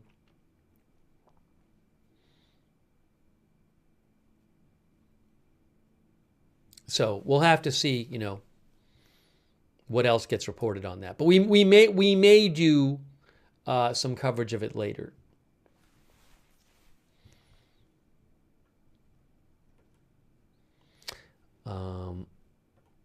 Hang on a moment here.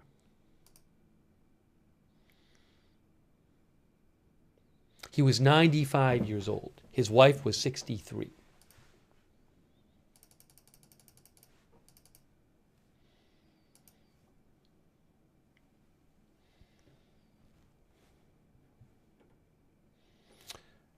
All right. Again, any moment now, we should have live video from the press conference.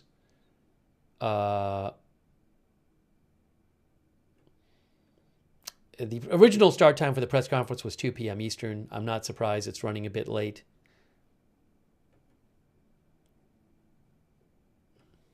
There was an interesting moment in the when Trump, we watched Trump and Keir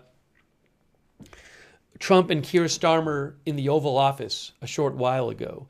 And Trump was asked about if he still thinks Zelenskyy was a dictator. He had called him a dictator earlier. And Trump said something like, did I say that?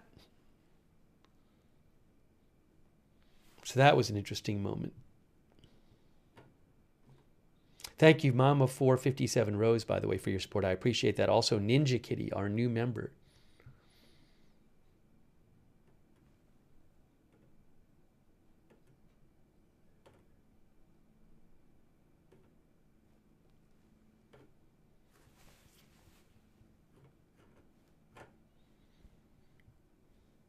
TF says, next question.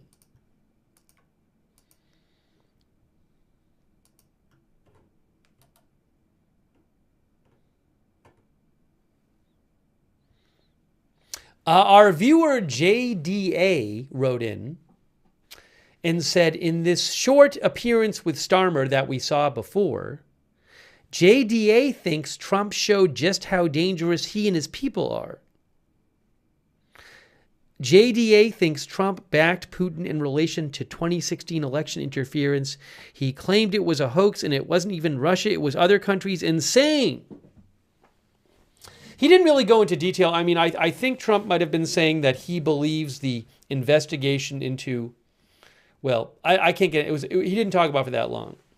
But I think he was in part talking about the investigation into, well, there's Russian interference into the election, into any possible connections between the campaign and Russia. So I'll just say this without getting into all the details, because Trump didn't really get into specifics. JDA, our viewer, thinks that Trump is being overly dismissive of Russian actions regarding the 2016 election. That's what I'll say. That's our viewer, JDA, who wrote in. I appreciate you writing in.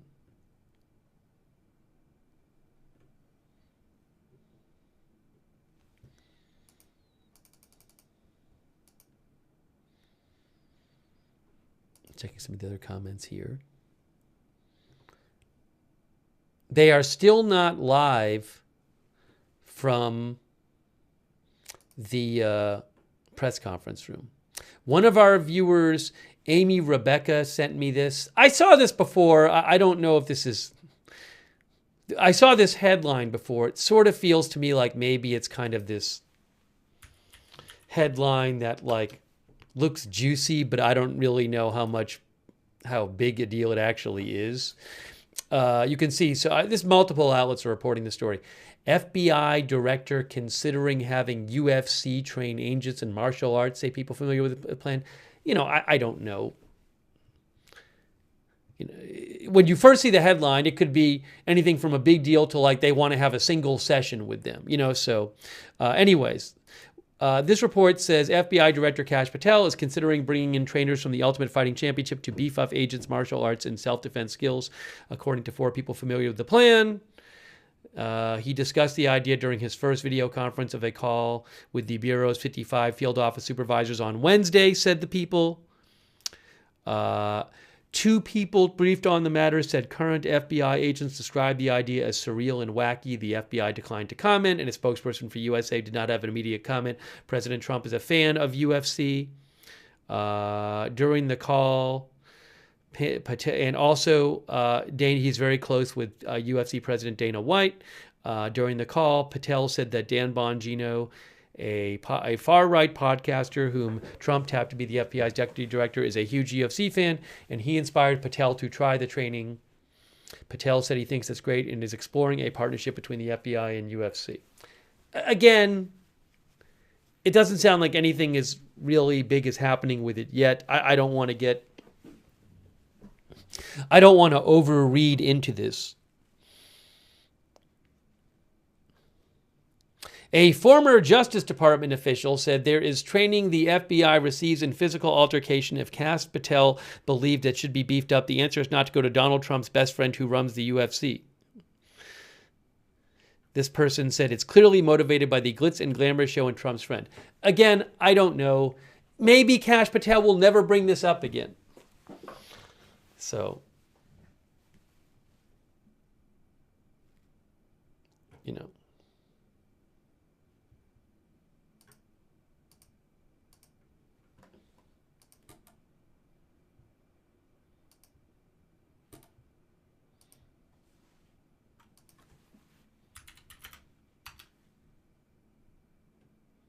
Yeah. By the way, other outlets are reporting it too.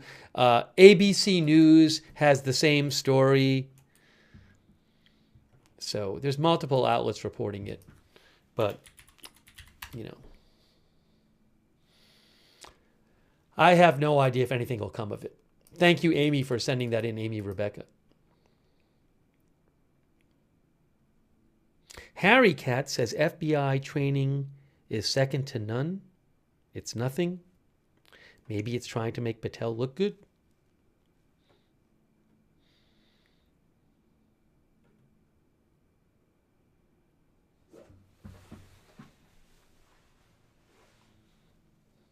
Trolling says UFC Dana White getting government kickback money. Yeah, to be clear, there's been no deal reported to actually use UFC people to help train the FBI.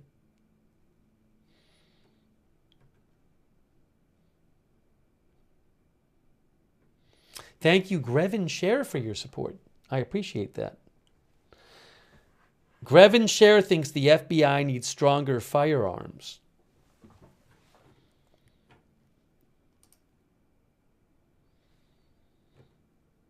We are waiting for this live press conference. Any moment now, I should have video of it. Oh, so Reuters, they originally said they were going to have some live video from at 2:15, then 2:30, then 3. I think what's happening is Reuters has a camera in the room or something, and they're just waiting for people to get in there. So the time keeps getting bumped. Oh, what is this? Hold on, what is this?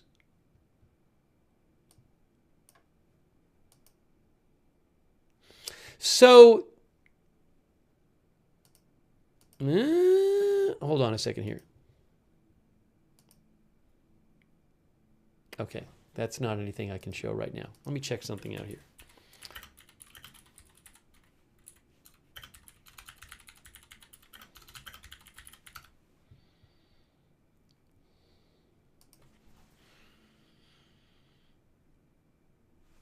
Give me one moment.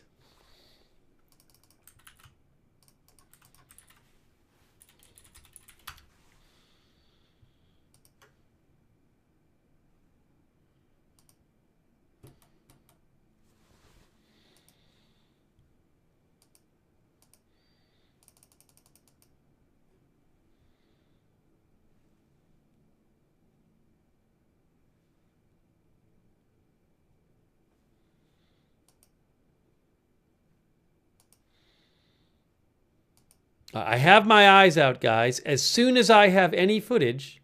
Ooh, hold on. What is this? Wait a second here. Where is it here?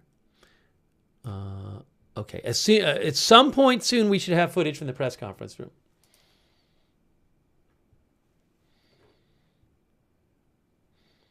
I have not heard a specific... Usually we just kind of wait for them to start it and it just starts. I have not heard a specific new time.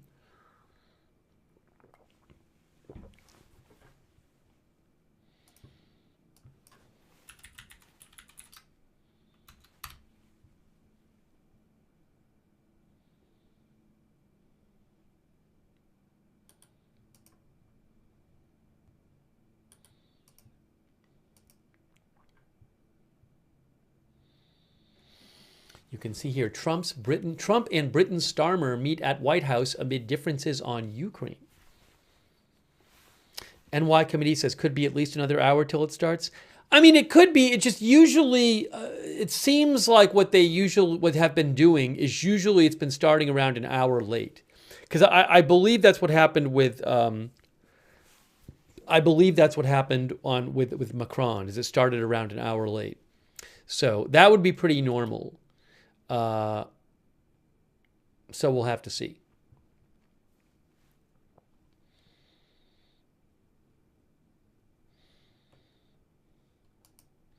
Reuters says President Trump and British Prime Minister Starmer met at the White House today for their first in-person talks since Trump upended U.S. policy on Ukraine, the Middle East, and global trade. Starmer is the second European leader to meet Trump this week after French President Macron came to the White House on Monday for a friendly encounter that nonetheless displayed stark differences about Russia's war with Ukraine and the U.S. push for a quick ceasefire. President Trump said, "We'll be discussing Russia-Ukraine. We'll be discussing trade." The two leaders were set to hold meetings in a press conference. President Trump has shocked U.S. allies in Europe by drawing closer to Moscow and Russian President Putin, calling Ukrainian President Zelenskyy a dictator and demanding payback for U.S. financial support for Kyiv. President Zelenskyy tomorrow is expected to be in Washington to sign an agreement with Trump on rare earth minerals. However, I've been reading about this. It is a framework for an agreement. From my understanding, they have not worked out the specifics. Zelenskyy is expected to be in Washington Friday to sign an agreement with Trump on rare earth minerals, I believe a framework. A deal the Ukrainian leaders said would hinge on further U.S. aid. Trump portrays the deal as a way to recoup American money that has been spent to support Ukraine. It includes no specific security guarantees for Ukraine, a U.S. official said. Starmer yesterday urged the United States to provide a security backstop for any European forces that take part in a potential peacekeeping role in Ukraine, saying that would offer Ukraine a lasting peace rather than a temporary pause in violence. One thing that Keir Starmer said several times when we were watching him talk with Trump earlier today is he kept saying the deal with Ukraine, if there's going to be a deal between Russia and Ukraine to stop the fighting, it needs to be a lasting deal. He kept saying it needs to be a lasting deal. And there were a number of questions. So it's got to be something where Putin doesn't decide down the road to just start attacking Ukraine again and trying to take more territory. And there were several questions to Trump about whether he might be willing to provide, troops like, say, I think England and the UK and France have said they would be. And Trump's repeated answer was something like, well, we'll have workers there. So Russia won't want to attack because we'll have workers there. What Trump seems to be saying is that American workers, they wouldn't be members of the military, just American workers would be working on, I guess, for example, like doing stuff with rare earth minerals in Ukraine, and that itself will keep Russia from trying to take more territory. I don't know if that's true, but that's something that Trump said several times.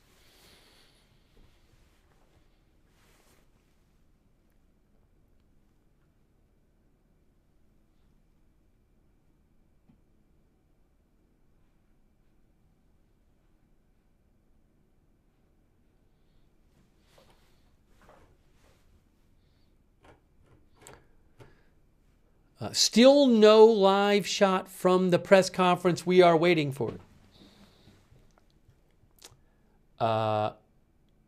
Just a Gaiman says if we have workers there and Russia struck them with weapons, it would trigger us to retaliate. It's possible. I mean, but I don't know that they would do that. I mean, suppose there are American workers working at some rare earth minerals mine in Ukraine, and then Russia starts firing artillery close to that work site. Are the workers going to keep working there? I would think there's a decent chance that the company that employs the workers for their safety would just move the workers. Because the job of the workers is not to defend the territory. The job of the workers is just to, do whatever stuff with the rare earth minerals they'll be doing. So I don't know how much of a deterrent that would actually be.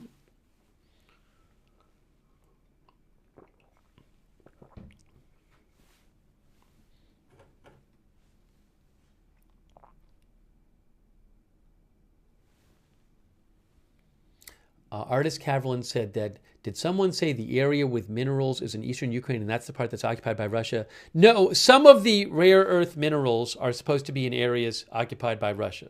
Some. I don't know exactly how many. I can try to find something on that. Hang on a moment. Sorry for the delay before the press conference.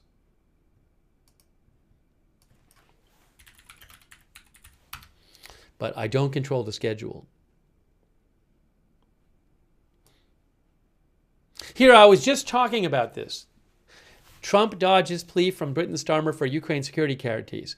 Reuters says, President Trump said today that a minerals deal with Ukraine is the security guarantee Kyiv needs against Russia, brushing aside a plea from British Prime Minister Starmer for a commitment of more U.S. military support. Starmer, hold on a second. Before the meeting, Starmer had argued there could be no long peace in Ukraine without firm U.S. security guarantees, an argument Trump all but dismissed. Trump said today, we are a backstop because we'll be over there. We'll be working. Not the military, mind you. He said, we're going to have a lot of people over there.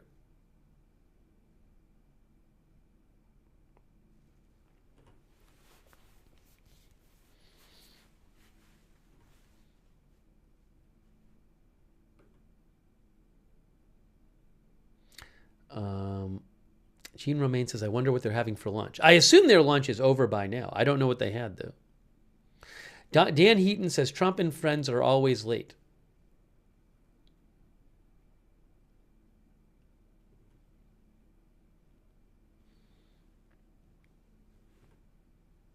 Heck Tate says, we're going to be respected again. Extra AF says, what time are they expected? Technically, the official start time for the press conference was 2, but clearly it didn't happen at 2. So at this point, it's just they start when they start.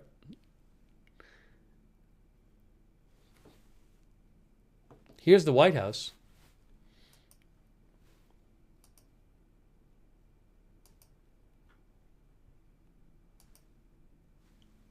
Thanks so much to Rick Fisher. Kathleen and Rick Fisher, that's so nice of you. Thanks for your support. Thanks for your nice note.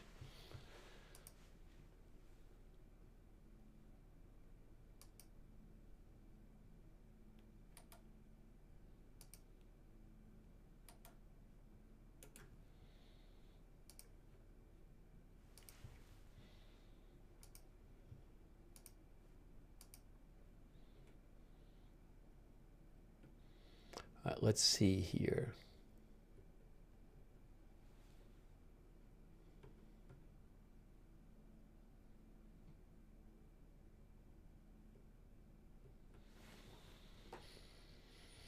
I am keeping my eye out for the video.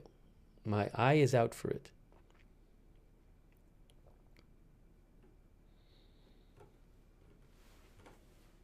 Oh, by the way, also something else. I forgot about this. Isn't President Trump addressing Congress next week? Something to keep an eye out. Tuesday, March 4th from 9 to 11 p.m., I believe. Tuesday, March 4th at 9 p.m. We'll cover that. Trump addresses joint session of Congress.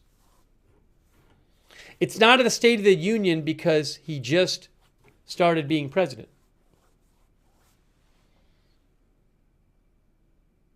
It's kind of like the State of the Union.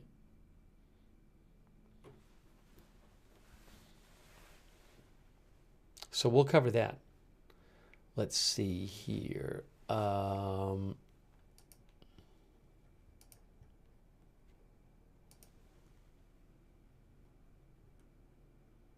going to give you an update about another story.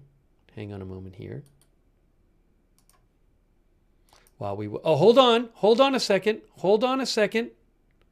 Hang on a moment.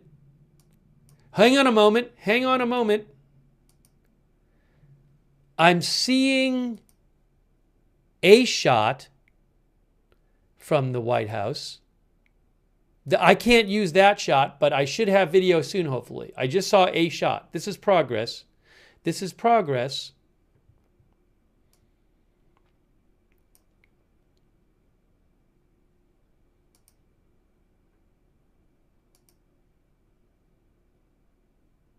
There is a camera and a few people. It's not a lot of people, so hopefully I get the shot that I can use shortly.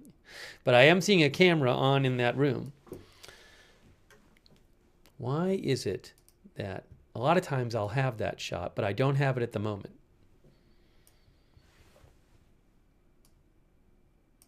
So it looks like they're actually getting close.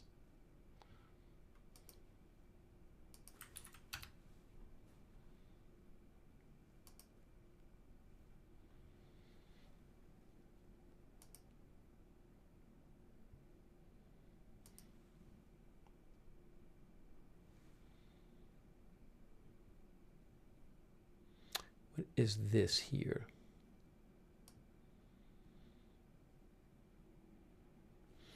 By the way, let me just show you this while we're waiting.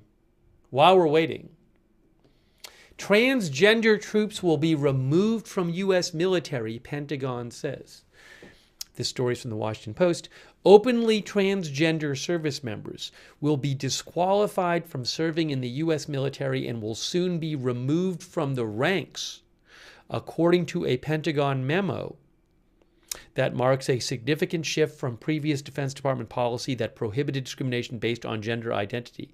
The memo was made public yesterday as part of a lawsuit filed by LGBTQ+ rights groups against an executive order signed last month by President Trump, which stated that the medical, surgical, and mental health constraints on individuals with gender dysphoria were inconsistent with the high standards expected of U.S. troops. An earlier memo from Defense Secretary Hegseth said people with a history of gender dysphoria would no longer be able to join the military, but that they would be treated with dignity and respect. The new memo goes a step further in stating that current service members will be removed if they have gender dysphoria or a history of it. The memo states exceptions could be made for transgender service members who directly support warfighting capabilities if the government feels it has a compelling reason to retain them. Rights groups have decried the push to ban transgender troops and say transgender people have served in the military with distinction for years without issue.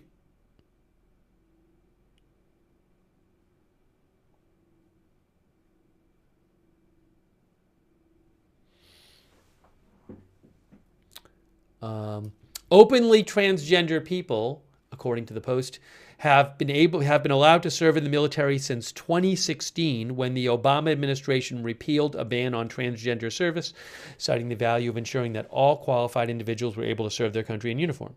Previously, the military considered transgender people to be unfit for service. Obama had also in 2011 repealed Don't Ask, Don't Tell, a policy that prohibited gay service members from serving openly and opened more combat roles to women in 2015. In 2016, RAND published a study that found those changes in longstanding policy had no significant effect on unit cohesion, operational effectiveness, or readiness, and concluded there was a minimal likely impact on force readiness from allowing openly transgender people to serve too. Anyways, you can see, according to this new memo, transgender troops will be removed from U.S. military soon. Openly transgender troops. Oh, hold on. I have footage. I was going to take some comments on that, but first, hang on a moment. I have footage for you of the press conference. Sorry for the quick switch. In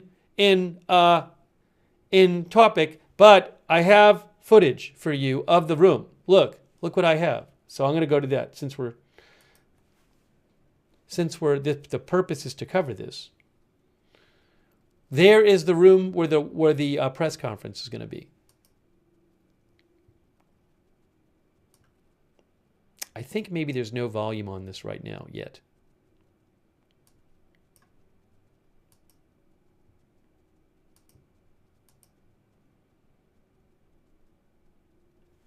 Oh, let me do it this way. Is that the same video? Oh, I have a different video I can show you too. Hang on a moment, please.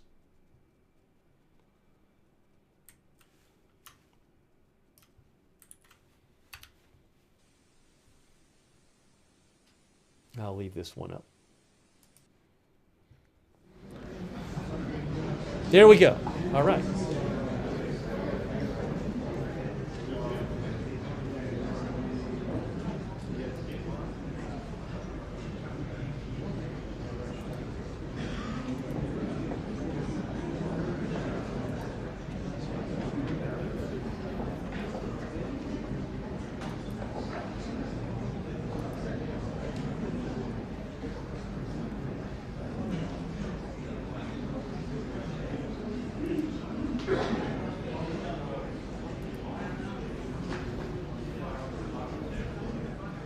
I appreciate your patience today as we've been waiting for this press conference. But as you can see, we do have a room. We do have people in the room. Looks like most of the seats are filled.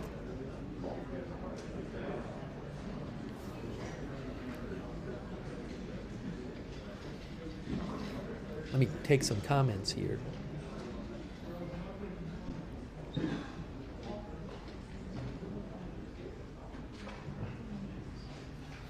Hello World says, will Zelenskyy sell all rare earth material from eastern Ukraine to the U.S.? I don't know what's going to happen with... How will the negotiation go over Ukrainian rare earth minerals that are in territory that Russia occupies? That's this whole other thing. I mean, at a certain point, Russia's in control of it right now.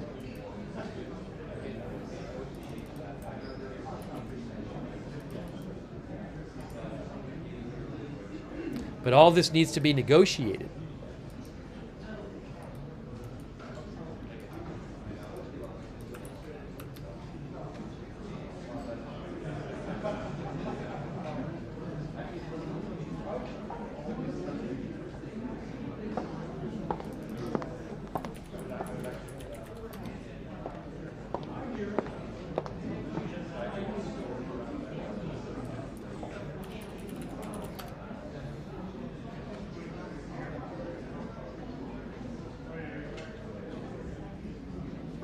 I was trying to get a little more detail on the minerals thing.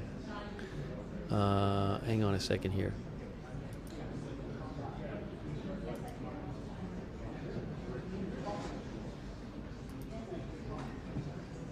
See if I have any updated reporting for you.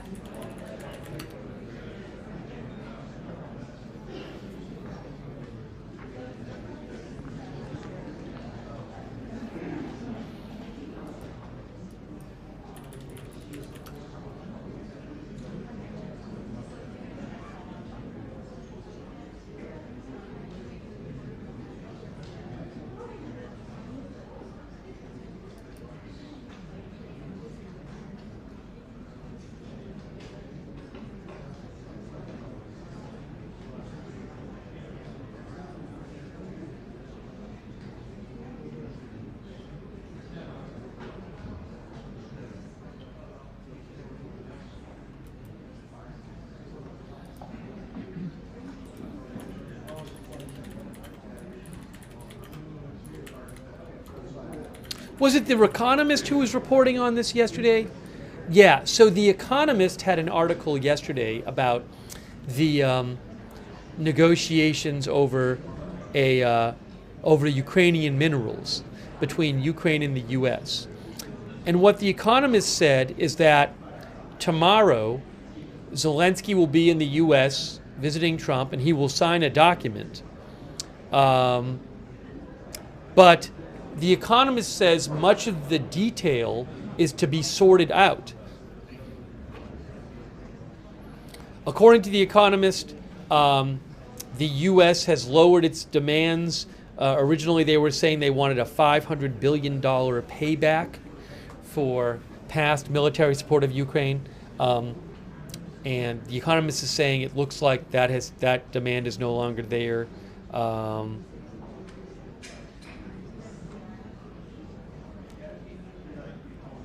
And talks about some other demands that have supposedly been softened.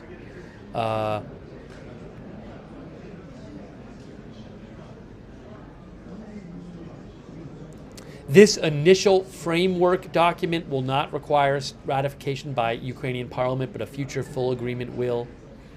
But again, and The Economist says the framework deal is sketchy. So just a heads up tomorrow that, and I've heard some other reporting suggesting this, but from my understanding is that Zelenskyy is not coming to sign a complete done deal. He's signing some sort of framework, some sort of general outline of a deal. So the question is going to be, well, can the details be nailed down to everybody's satisfaction?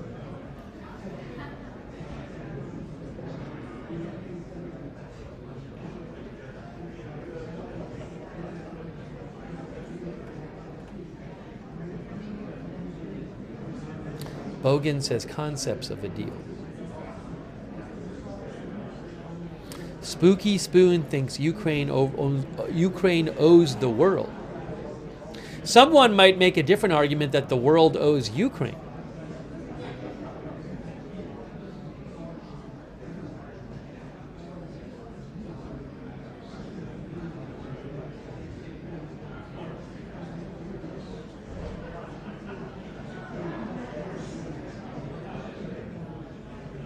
Steve Tablet thinks Trump is dropping requirements on Starmer right now.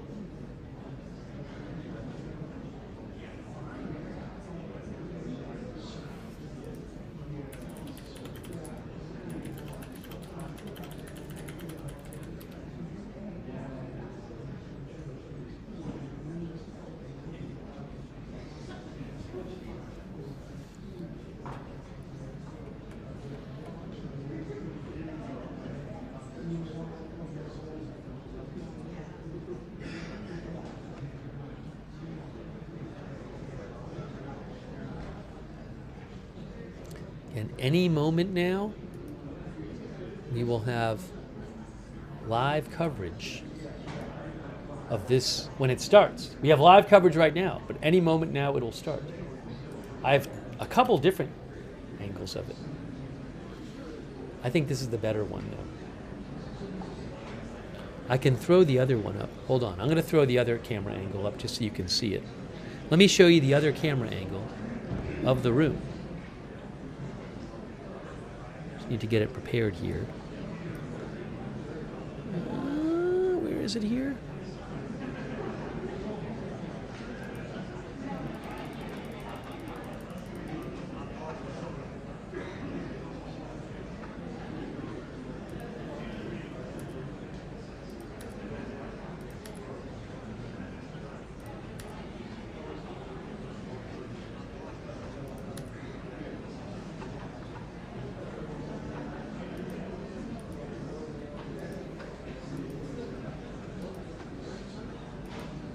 Let's see if this works.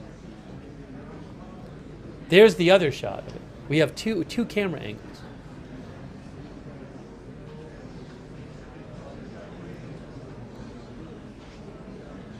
I like this one better. Kurt says, waiting for J.D. Vance and some of Trump's administration. Yeah, as Kurt says, I would expect a line of VIPs to come in and take those seats in the front there that are open on the right.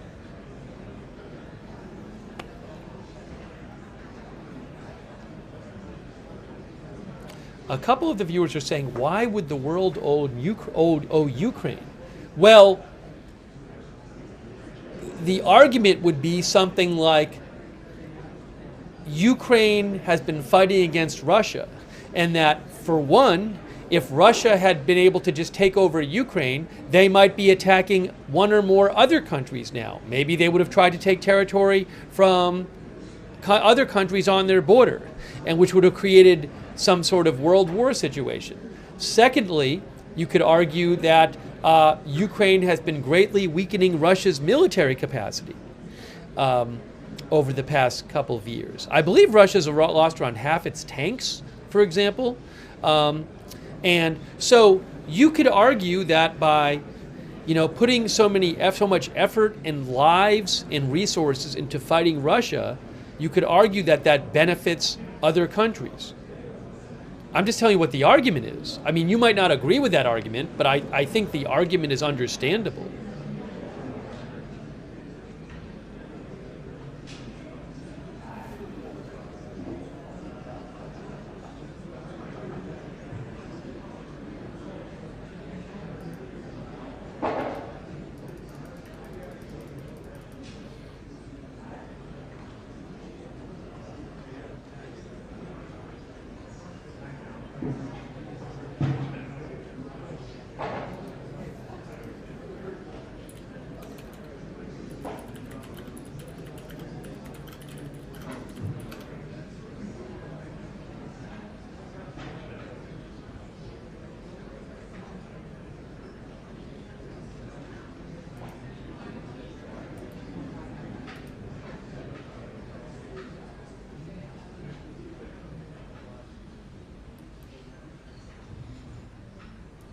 I was trying to get you a better estimate of how many Russian tanks have been lost. I didn't have one prepared. I remember reading about it a week or two ago, but I'm sorry I don't have the article I was reading at hand here.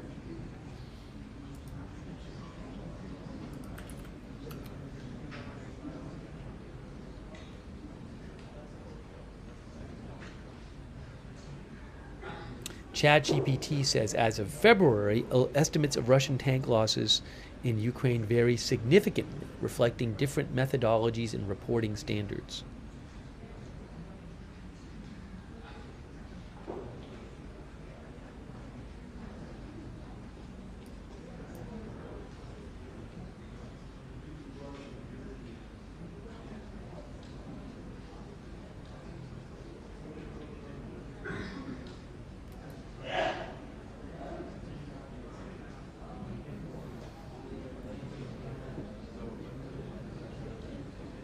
Eddie M. believes the U.S. has kept Ukraine in the fight. The largest part of support from outside Ukraine has come from the U.S. It's been a very important part of their military support, of their military resources.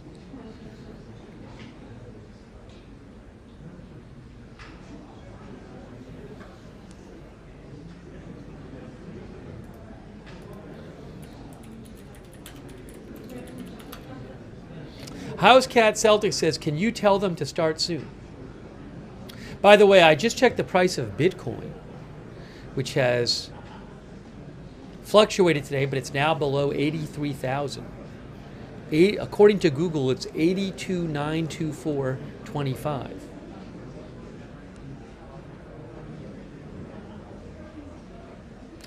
Jesse Irwin makes a point. Jesse says you could argue that if the West shows support for Ukraine, China is likely to invade Taiwan, reducing the likelihood of America having to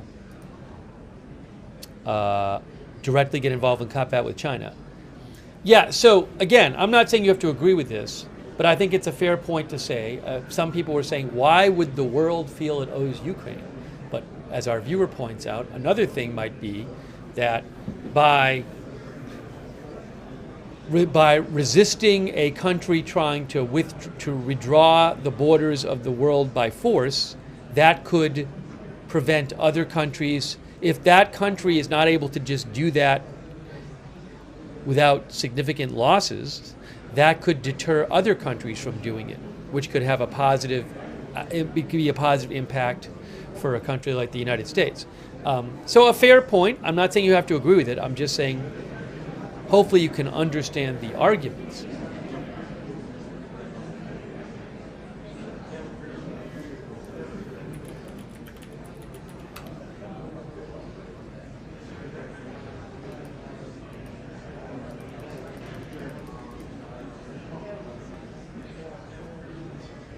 It will be a very big deal, though, for Ukraine if Trump pulls military aid.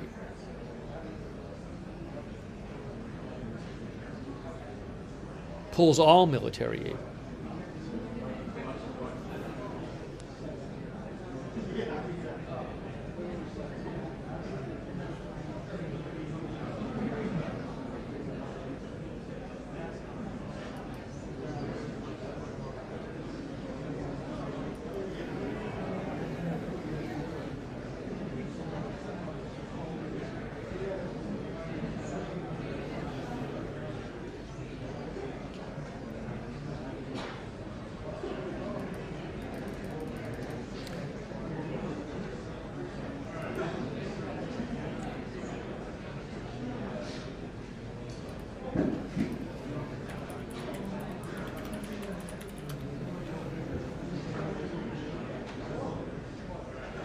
Oh, I didn't even know. One of our viewers just mentioned this to me. CRT.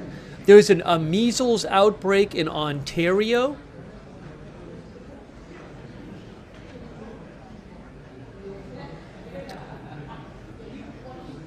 CP24 says Ontario is reporting 78 measles cases over the last 2 weeks.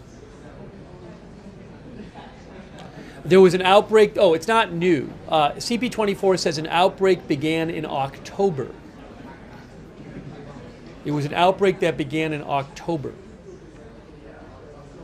And CP24 says it is primarily infected in Canada children and teenagers who are unvaccinated. I'll have to look into it.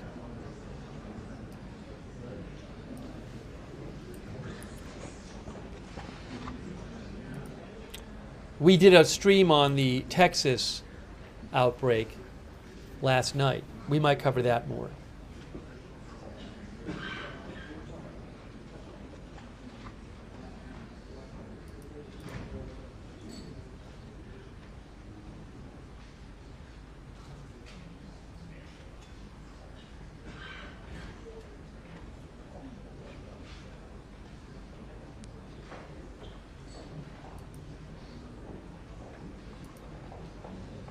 You can see there, people are filling in the seats.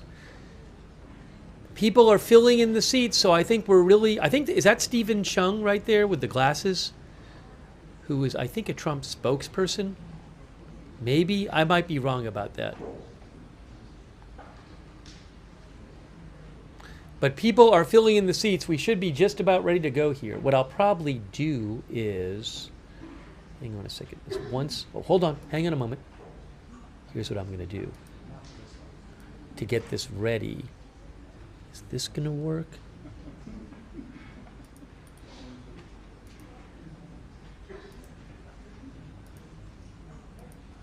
Yes. What I'll do is, usually the White House feed is the one I end up going with. So when it starts, I might switch to that feed, but it's not live yet. CB Jr. says, finally. Yeah, I'm really sorry for the delay. I mean, I didn't know how long it would be, so I appreciate you sticking with it.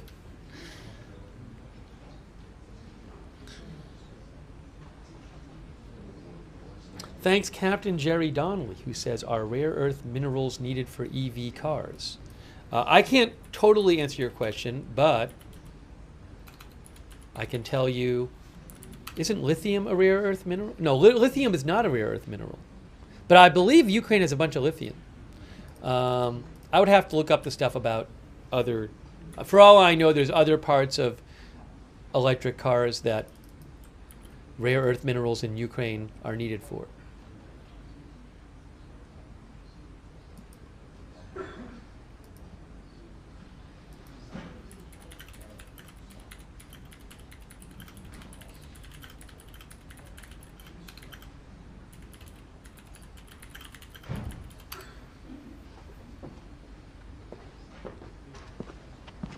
There's JD Vance right there.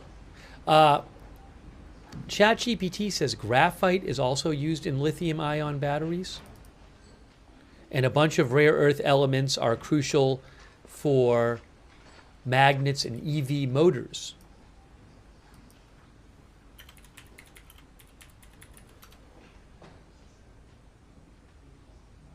Graphite is not a rare earth element, though, actually, according to Google AI. Anyways, it's a quick, brief answer to your question.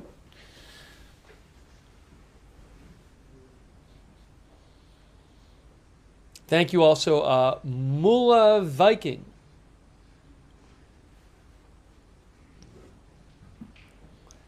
From Norway. Here we go. Here we go. Accompanied by the Prime Minister of the United Kingdom. Hang on, I'm going to switch the video and the sound in a second. I'm going to switch in a second. Bear with me here.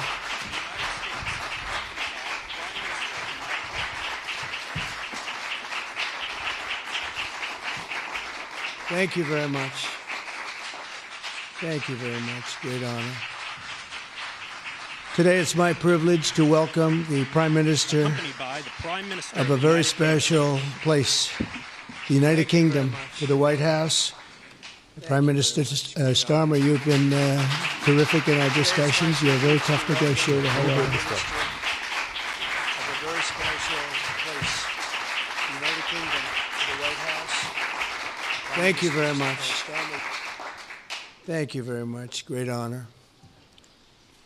Today it's my privilege to welcome the Prime Minister of a very special place, the United Kingdom, to the White House.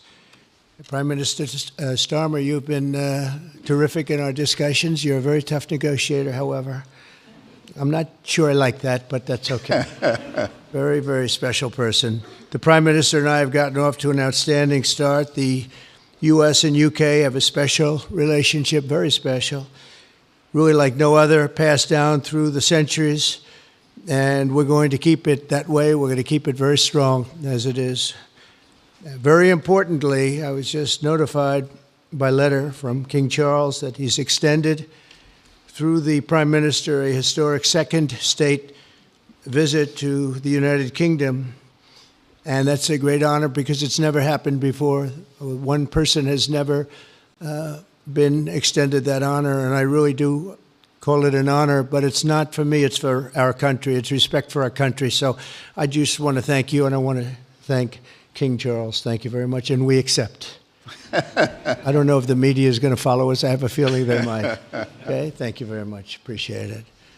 I'm pleased to say that the bust of one of the Prime Minister's greatest predecessors, Winston Churchill, is now back in the rightful place in the Oval Office, and we're very proud of it. Our meeting today and the various breakout sessions we had were tremendously productive. Most importantly, I provided the Prime Minister with an update on our efforts to end the bloody and horrible war in Ukraine with Russia, which would never have happened if I were president. That was not going to happen. I promise you that. After 3 years of hellacious conflict, approximately 1 million Ukrainians and Russians have been senselessly killed, but the number, I believe, is much higher than that. Countless schools, hospitals, towns, and beautiful ancient churches have been absolutely obliterated.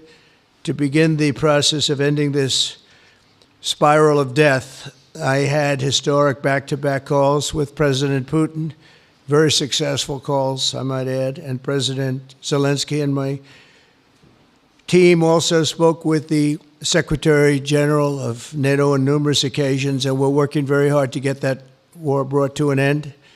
I think we've made a lot of progress, and I think it's moving along pretty rapidly.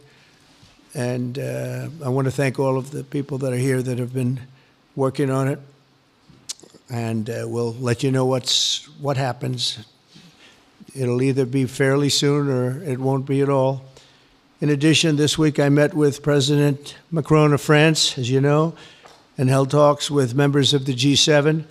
Tomorrow, the progress toward peace will continue when President Zelenskyy visits the White House.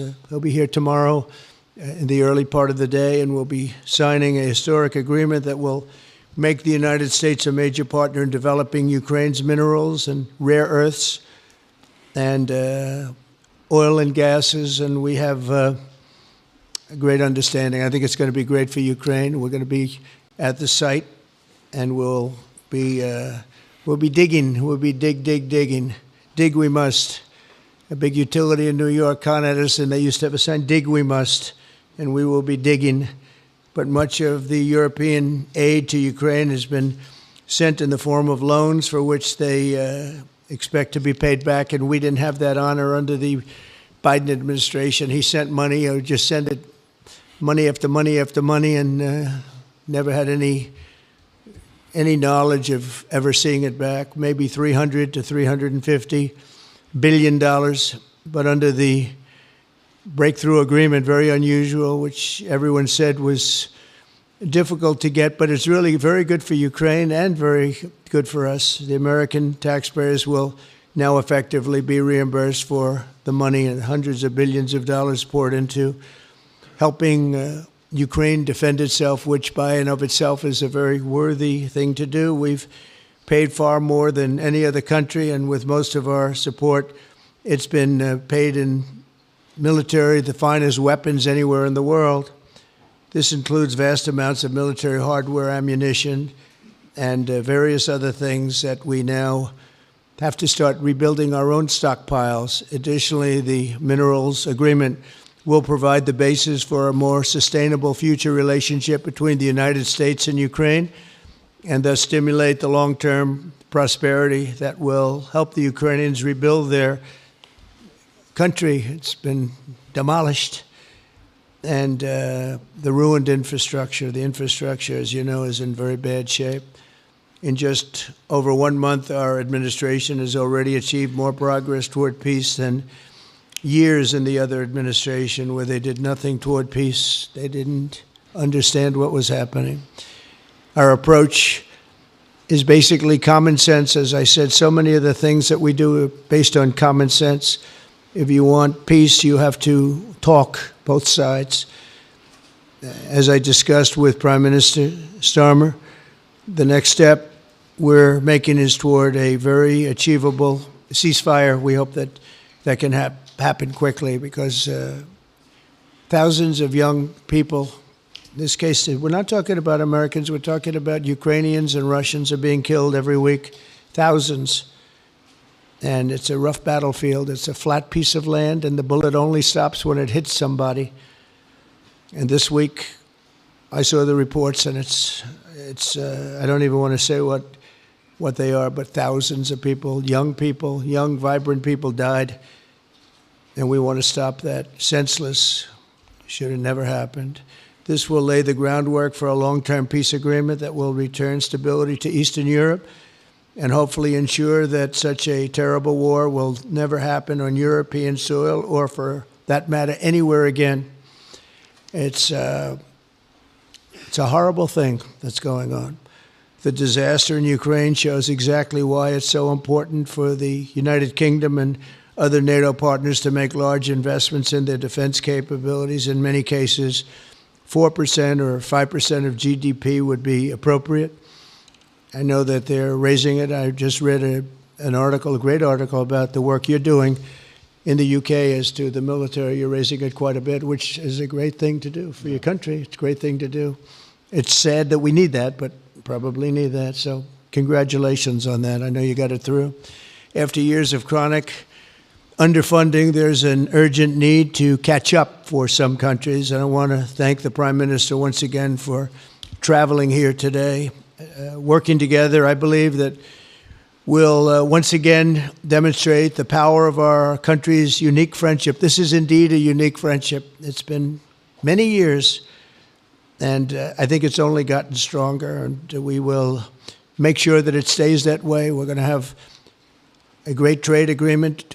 One way or the other, we're going to end up with a very good trade agreement for both countries, and we're working on that as we speak. I think we'll have the confines. I think we'll have something maybe even in terms of possibilities agreed to very shortly. JD's working on it, Vice President, and Scott, and I'm just looking at this all from Mike. You're going to work on it. Everyone's going to work on it. We'll see if we can do something pretty quickly, but we're going to make some great trade agreements with the UK and with the Prime Minister, and it'll happen very quickly. So I just want to thank you again, and please thank King Charles for the invite, and I look forward to you giving our acceptance on behalf of the United States of America. Thank you very much, sir.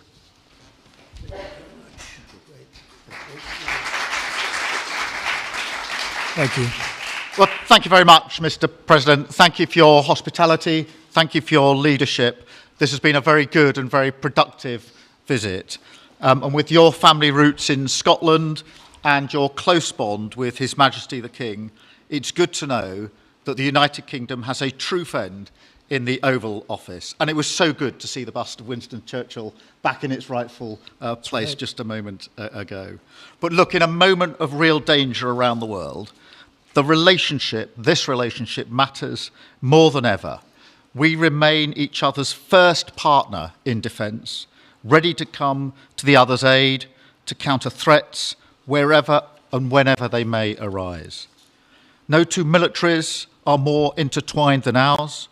No two countries have done more together to keep people safe. And in a few weeks, we mark VE Day, the 80th anniversary of victory in Europe. Britain and America fought side by side to make that happen. One of the greatest moments in our history. We stand side by side still today, and we're focused now on bringing an enduring end to the barbaric war in Ukraine. Mr. President, I welcome your deep and personal commitment to bring peace and to stop the killing. You've created a moment of tremendous opportunity to reach a historic peace deal. A deal that I think would be celebrated in Ukraine and around the world. That is the prize. But we have to get it right. There's a famous slogan in the United Kingdom from after the Second World War. That is that we have to win the peace. And that's what we must do now. Because it can't be peace that rewards the aggressor or that gives encouragement to regimes like Iran. We agree history must be on the side of the peacemaker, not the invader. So the stakes, they couldn't be higher, and we're determined to work together to deliver a good deal. We've discussed a plan today to reach a peace that is tough and fair, that Ukraine will help shape, that's backed by strength, to stop Putin coming back for more. I'm working closely with other European leaders on this, and I'm clear that the UK is ready to put boots on the ground and planes in the air to support a deal, working together with our allies, because that is the only way that peace will last. Mr. President, in this new era, you're also right that Europe must step up. And let me tell you now, I see the growing threats we face, and so the UK is all in. This year we'll be giving more military aid to Ukraine than ever, and just this week I've set out how we're shouldering more of the security burden. We're already one of the biggest spenders in NATO, and now we're going much further, delivering Britain's biggest sustained increase in defence spending since the Cold War. This isn't just talk, it's action, rebalancing the transatlantic alliance, making us all stronger, and standing up for our shared values and shared security, as Britain always has. Mr. President, it's no secret we're from different political traditions, but there's a lot that we have in common. We believe it's not taking part that counts. What counts is winning. If you don't win, you don't deliver. And we're determined to deliver for the working people of Britain and America, who want and deserve to see their lives improve. So we're both in a hurry to get things done, And that's what the UK and US do when we work together. We win and we get things done. So we'll do what it takes to keep our people safe. We'll also work together to deliver some big economic wins that can benefit us both. We have a $1.5 trillion invested in each other's economies, creating over 2.5 million jobs across both economies. Our trading relationship is not just strong, it's fair, balanced, and reciprocal. We're leaders together in so many areas, ranked 1 and 2 in the world as investment destinations, 1 and 2 for universities, 1 and 2 for Nobel Prizes, 1 and 2 in golf as well, by the way. And we're the only 2 Western countries with trillion-dollar tech sectors, leaders in AI. And look, we take a similar approach on this issue. Instead of over-regulating these new technologies, we're seizing the opportunities that they offer. So we've decided today to go further, to begin work on a new economic deal with advanced technology at its core. Look, our 2 nations together shaped the great technological innovations of the last century. We have a chance now to do the same for the 21st century. I mean, artificial intelligence could cure cancer. That could be a moonshot for our age. And that's how we'll keep delivering for our people. There are so many opportunities. Keep our nation strong and fulfill the promise of greatness that has always defined this relationship. Finally, to underline the importance of this bond, it was my privilege and honour to bring a letter with me today from His Majesty the King, not only sending his best wishes, but also inviting the President and the First Lady to make a state visit to the United Kingdom, an unprecedented second state visit. This has never happened before.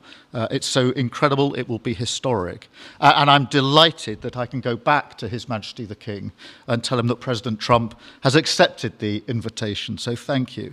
Our teams will now work together to set a date, and we look forward to welcome you in the United Kingdom. Thank you once again. Thank you very much. What a beautiful accent. I would have been president 20 years ago if I had that accent. Thank you very much. Okay, let's see here. Go ahead, please. Thank you, Mr. President. Earlier today, you told me that you believe that foreign countries pay tariffs, but Americans who are concerned about higher prices believe, as most people do, that they're paid by consumers and importers when they import things into this country. Can you explain how you came to this belief that foreign governments are paying tariffs? And for the Prime Minister, did you discuss with President Trump his repeated statements of desire to annex Canada? And has the King expressed any concern over the President's apparent desire to remove one of his realms from his control? So I'll go ahead. The first part, the tariffs are necessary because we've been treated very unfairly by many, many countries, including our friends, friend and foe. But we've been treated very unfairly in trade at levels that nobody's really ever seen before, and especially under the Biden administration, they really took advantage of the United States. I put massive tariffs on China during my 4 years. We had the best economy in the history of our country. Probably the best economy, maybe the best economy in the history of the world. And I used tariffs to even things up. And in particular with China, we took in hundreds of billions of dollars and we had no inflation. And it's a myth. It's a myth that's put out there by foreign countries that really don't like paying tariffs, and especially to even up. So we've been treated badly by a lot. We're using tariffs. And I find, and you just have to look at the numbers, but I find that it's not about inflation, it's about fairness, and the inflation for us has not existed, and I don't think it's going to exist. We're going to bring our car industry back, we're going to bring our chips back, we're going to bring so many things back to our country, including pharmaceuticals and drugs, And the thing that's going to get us there is tariffs. And I say often it's my favorite word in the dictionary, but I always preface that by saying now, because I got into a lot of trouble with the fake news where they say that's not good. So I say God, love, family, wife, they're all my favorite words. But tariff is about number 4 or 5 on the list. But I will tell you, it's going to make our country rich, and it's going to stop us from being a laughing stock all over the world, because we have been taken advantage of like no country has ever been taken advantage of. Thank you very much. And look, we had a really good discussion, a productive discussion, a good discussion, as a result of which our teams are now going to be working together on an economic deal. Our teams are going to be working together on security in Ukraine. You mentioned Canada. I think you're trying to find a divide between us that doesn't exist. We're the closest of nations, and we had very good discussions today, but we didn't discuss Canada. Thank you. Please. Go ahead. Go ahead. Yes. Thank you. Hi, Natasha Clark from Hi. LBC. Mr. President, you've said you're working on a new trade deal with Britain, which we of course welcome. President Obama once said Britain was at the back of the queue for that trade deal. Where are we now? When do you think we're going to see that? And Prime Minister, the BBC has today admitted serious flaws over the recent Gaza coverage, suggestions of payments made to people linked to Hamas. Does the BBC still have your trust? Thank you. Well, they didn't do well with President Obama. He'd never got a lot of things done, and he didn't get a trade deal done that was of any importance or magnitude. We've had great discussions on trade, and I think we're going to have a deal done rather quickly as it can be done. We're going to have something, I think, rather quickly. We expect to do that. Okay? Please. On the BBC, look, I've been concerned about the programme in question. The Secretary of State had a meeting with the BBC. I think it was yesterday, it could have been the day before. Thank you. Jeff, go ahead. Thank you, sir. Pardon me. Mr. President, do you support Article 5 of the NATO treaty? And are you concerned that it might be triggered if European peacekeeping forces end up in Ukraine? I support it. I don't think we're going to have any reason for it. I think we're going to have a very successful peace, and I think it's going to be a long-lasting peace. And I think it's going to happen hopefully quickly. If it doesn't happen quickly, it may not happen at all. And we want it for 2 reasons. Number one, I want to see on a humane basis, I want to see soldiers stop getting shot, because largely it's soldiers now. Towns have been obliterated, but it's largely that. And I don't want to pay billions and billions and billions of dollars, nor does the Prime Minister or anybody else, on a senseless war that should have never happened. And we're going to get it taken care of. But I think it's going to be a peace that's going to be long-lasting. Do you have a question for the Prime Minister? Thank you. Mr. Prime Minister, you were asking the President today about a backstop for Europe if the peacekeeping force ends up in Ukraine. Did you feel like you got a satisfying answer for yourself and for Europe? And Mr. President, if you want to comment on that as well, please do. I felt we had a very productive discussion. Obviously, as the President says, the deal has to come first. But yes, our teams are going to be talking about how we make sure that deal sticks, is lasting, and enforced. So our teams will be talking about that. Okay. Please, Blue. Mr. President, some experts think it could take more than a decade to mine the precious minerals from Ukraine. How much should the U.S. expect to receive, and when do you expect to see that come to fruition? Well, we're never going to know that answer, but by our being in Ukraine and doing the exploration and also the digging and taking the rare earth, which we need in our country very badly, we'll be doing a substantial amount of work, probably about at least what we have in there, and we hope to be able to do that. You never know when it comes to that. You know, you dig and maybe things aren't there like you think they're there, but we'll be spending a lot of time there. It'll be great for Ukraine. It's like a huge economic development project, so it'll be good for both countries. Okay? Please. Prime Minister, excuse me, Prime Minister, you've talked about putting British soldiers' boots on the ground in Ukraine in the event that President Trump succeeds with his peace deal. But can you do that without a firm assurance that America will have our back in the form of some kind of security guarantee were Putin to breach that agreement? And Mr. President, tomorrow you're seeing President Zelenskyy to sign this deal on minerals and energy that could be hugely important to the United States. Will you take the opportunity to apologize to him for calling him a dictator while praising Vladimir Putin, who is a dictator? Well, Robert, let me start by saying I've been really clear today and previously that I think that European countries, including the United Kingdom, need to step up in our own defence and security. We've been doing that in recent days. You saw the announcement we made on spending just the other day. In addition to that, I've made it clear that the United Kingdom will play its full part in ensuring that if there's a deal, and we hope there is a deal in Ukraine, that is a lasting deal that sticks. And we're obviously working with other European countries on that, France and NATO in particular. But I think I'm hosting 18 countries on Sunday to further our discussions. You heard from the President this morning that, as historically has always been the case, we have each other's backs. And today we've been talking about the deal, how that will be a lasting deal. And coming out of this, our teams will now be talking in detail about that. And I think we're going to have a very good meeting tomorrow, 11 o'clock. And I think we're going to have a very good meeting tomorrow morning. We're going to get along really well, okay? We have a lot of respect. I have a lot of respect for them.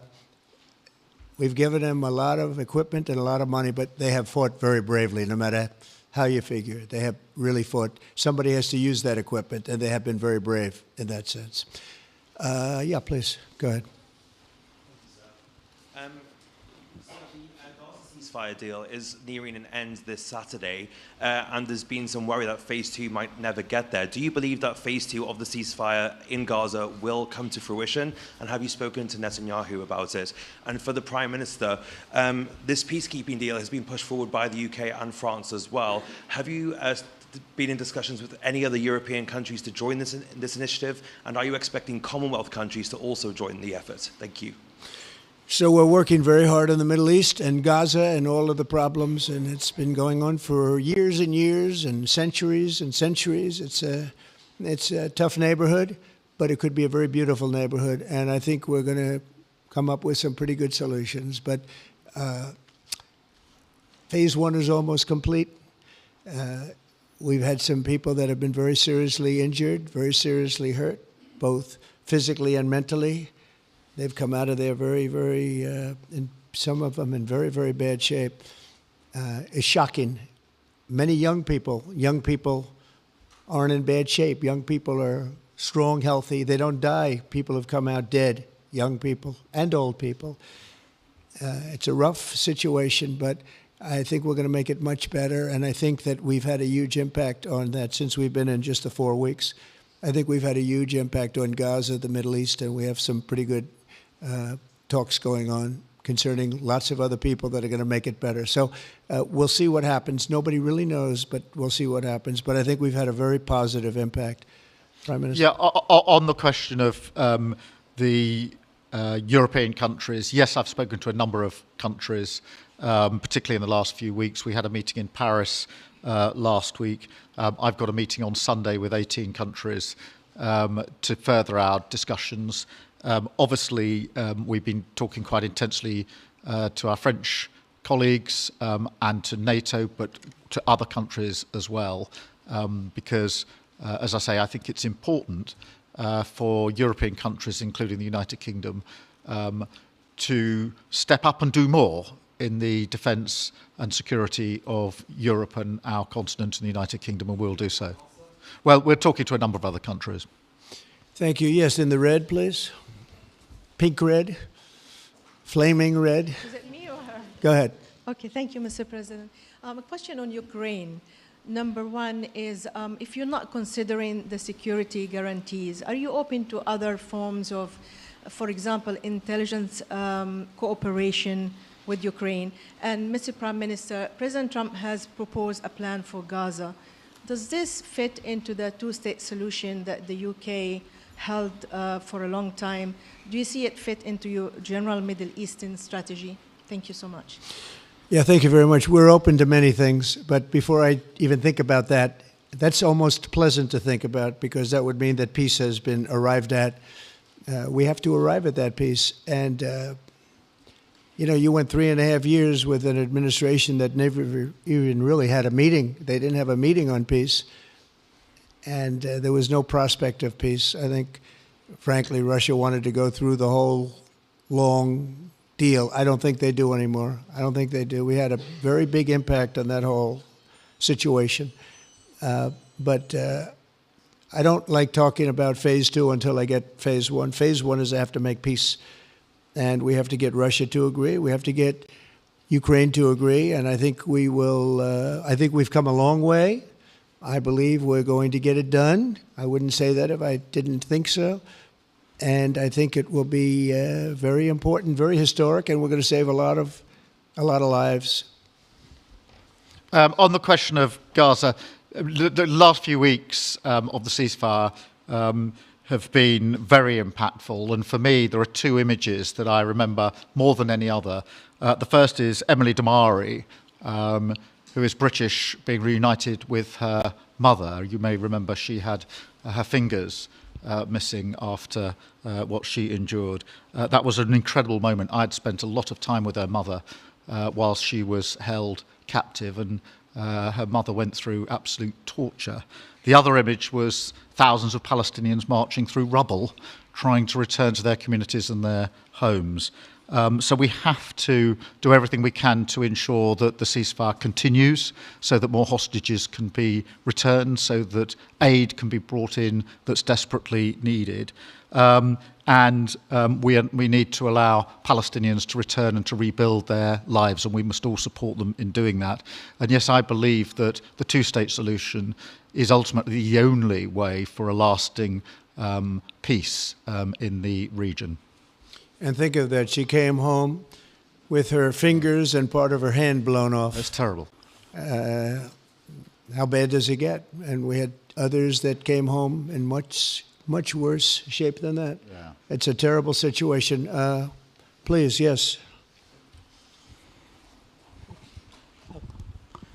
Thank you. Mr. President, did our Prime Minister persuade you not to put tariffs on the UK?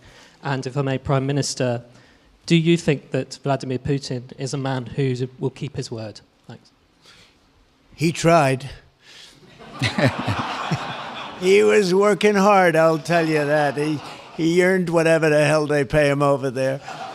But he tried. I think there's a very good chance that in the case of these two great friendly countries, I think we could very well end up with a real trade deal where the tariffs wouldn't be necessary.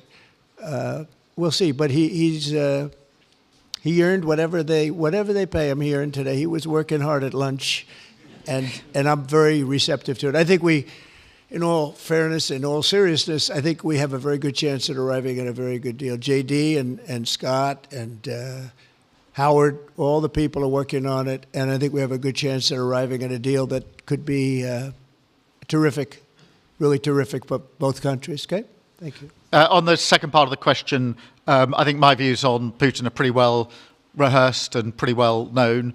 My concern is that if there's a deal, and I hope there is a deal, that it must be a lasting deal, that it's not a temporary measure. And that is why I think it's really important that Putin knows that this deal, a historic deal, which I very much hope comes about, is there, and it's a lasting deal. And that we're able to deal with any inclination he has to go again or go further. I think we'll have two deals. I think we'll have a deal on ending the war, and I think we're going to end up with a great trade deal with you.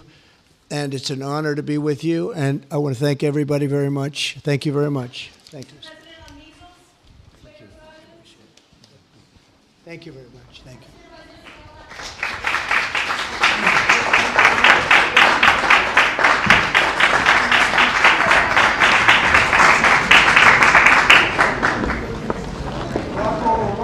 So there was the press conference with President Trump and UK Prime Minister Keir Starmer. What did you guys think? They talked about Ukraine. They talked about tariffs. They talked about Gaza some. I don't think there was anything hugely new in the press conference. But let me read some comments from you. What did you guys think? I'll read some comments in the chat. And Mariusks says pretty good from both.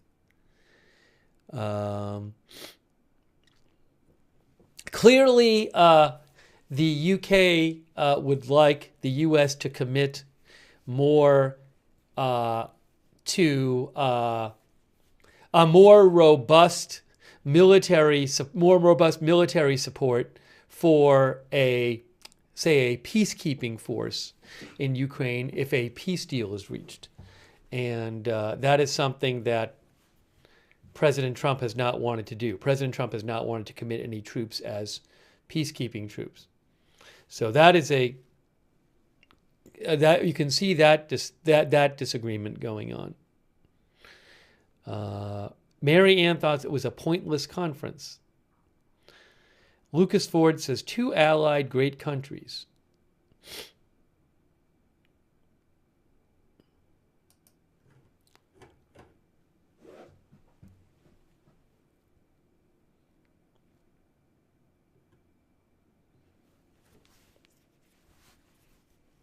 And again, talking about trying to reach some kind of trade deal.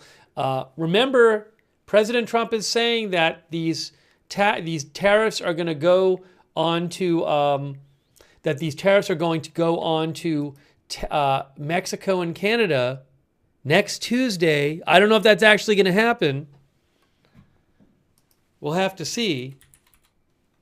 And then in April, retaliatory tariffs on a bunch of countries.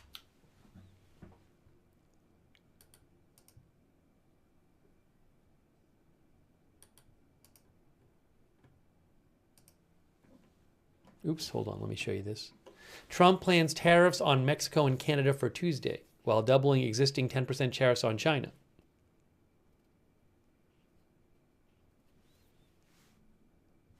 Oh, I'll actually show you what Trump posted on Truth Social today about the tariffs.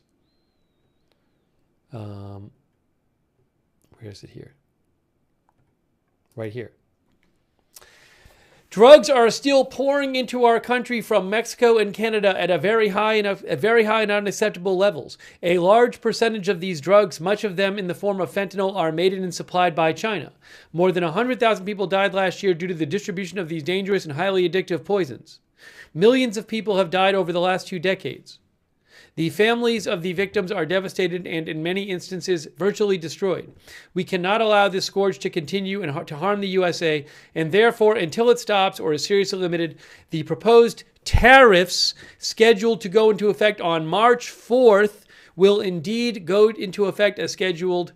China will likewise be charged an additional 10% tariff on that date. The April 2nd reciprocal tariff date will remain in full force and effect. Thank you for your attention to this matter. God bless America. I don't know if any of those tariffs will actually come into effect. There could always be some sort of last-minute deal of some sort. So we'll just have to see what happens.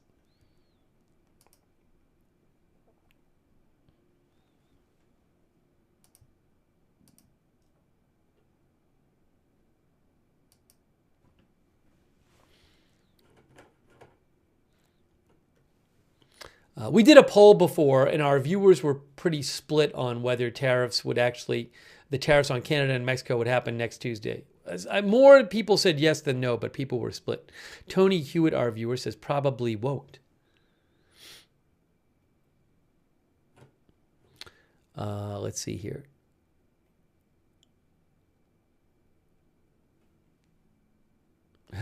MJC says tariff on everybody. Let's go drain everybody.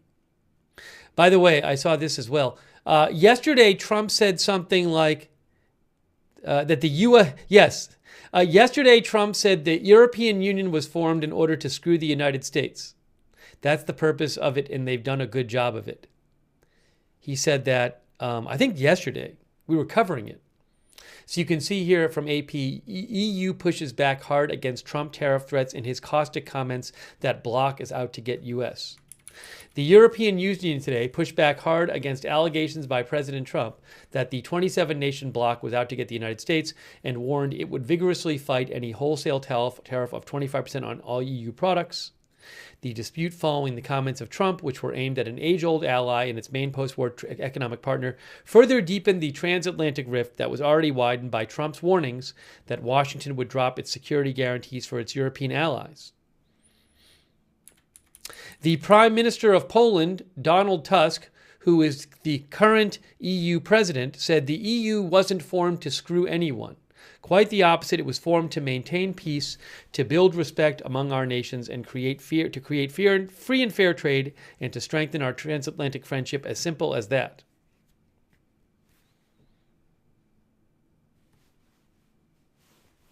The Spanish Prime Minister, Pedro Sanchez, said, "We are going to defend our interests when our economies are attacked with tariffs that are completely unjustified and represent a veiled threat to our economic sovereignty." The EU warned that the moment that tariffs are announced, it would trigger tough countermeasures on iconic U.S. industries like bourbon, jeans, and motorcycles.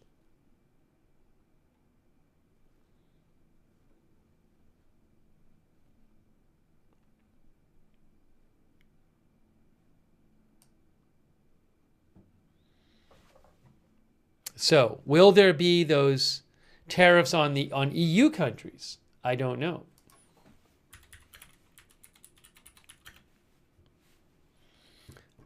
Hang on a moment right here.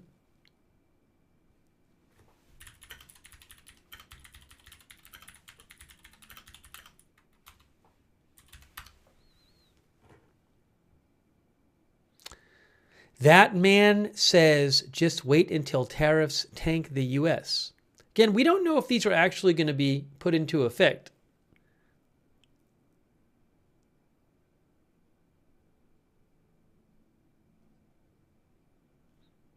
It's not clear also if Trump will put tariffs on the UK.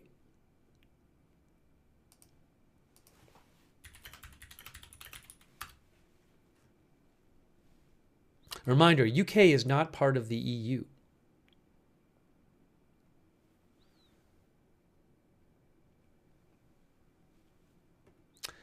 Trump said today, I think we could end up with a real trade, very well end up with a real trade deal where the tariffs wouldn't be necessary on the UK.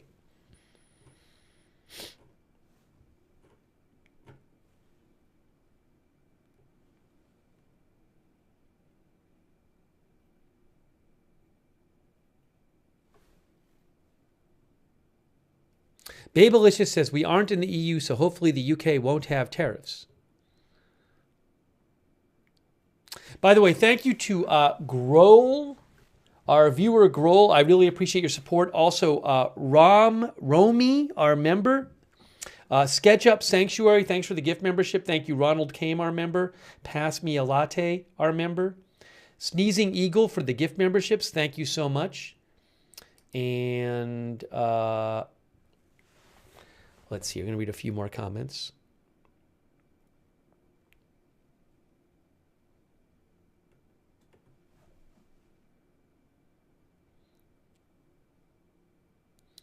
L. Rudolph says, tariffs hurt us all, and for people on fixed incomes, it's going to really hurt. It'll be a big deal if these tariffs actually get implemented, but they haven't been implemented yet. We'll have to see. Maybe it's a negotiating tactic.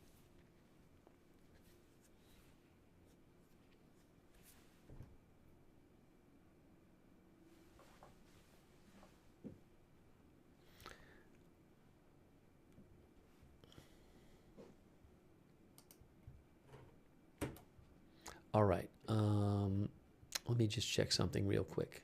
President Zelenskyy will be visiting tomorrow.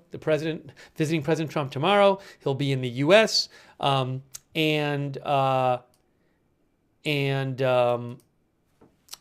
to sign a framework of a deal about allowing the U.S. to have some sort of access to Ukrainian minerals, but it's a framework. It's not the final deal. So we'll have to see what that's all about.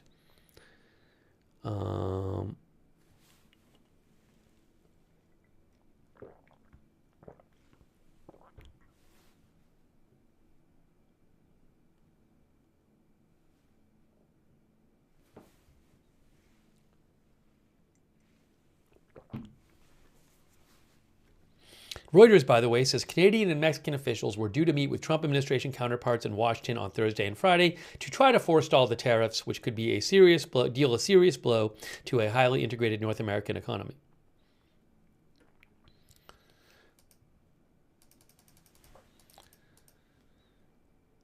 All right, hang on a moment here. Let me just check if I have any other breaking updates I want to mention. We could do more coverage tonight, possibly.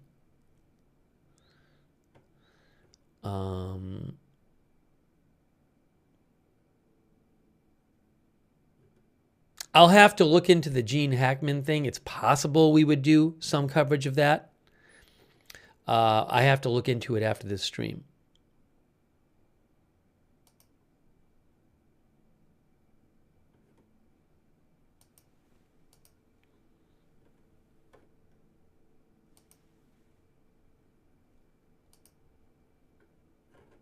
Again, police have said there's no sign of foul play in the Gene Hackman death.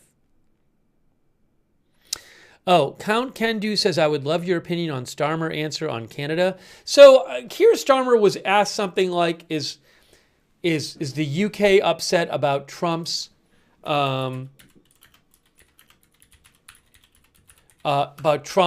saying he wants to annex Canada? Canada and the UK are both members of the Commonwealth of Nations, by the way. Canada and the UK share a sovereign. Technically speaking, as you can see here on the Government of Canada page, Canada and the UK share a sovereign, His Majesty King Charles III.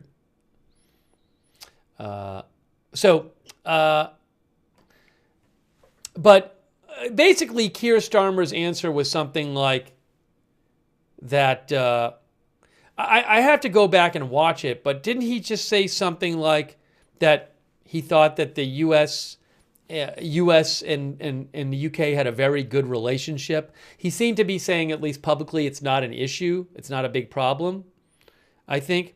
Yeah, Adam TV says Starmer avoided the question. Now, some people thought Trump cut off Keir Starmer. I don't think he did. I think what happened is when he said that's enough, because I went back and watched again, I think he was saying that to a reporter. I don't think he was saying that to Keir Starmer.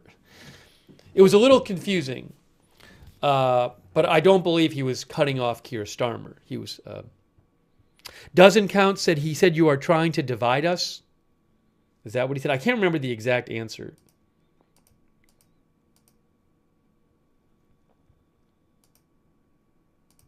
Maybe I can really quick find it. Let me just see. If I can find it really quick, I'll play it again. I just have to find it.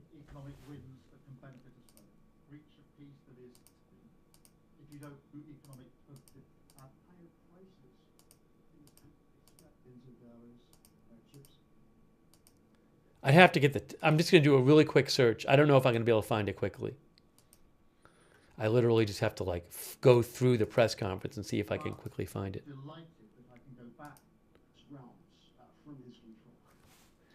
Oh, I think I found it. I found it. Here's this question about Canada. President 20 years ago. Oh, here it is, right here, right here. Thank you very much. Go ahead, please. Thank you, Mr. President.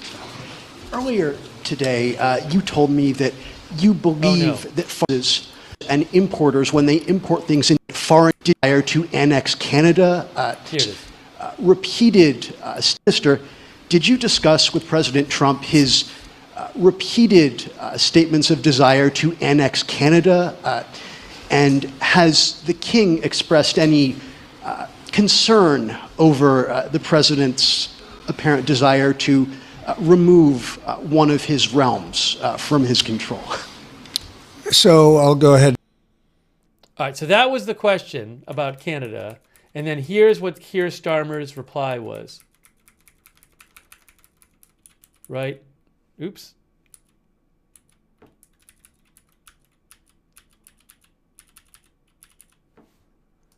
But tariff is about number 4 or 5 on the list.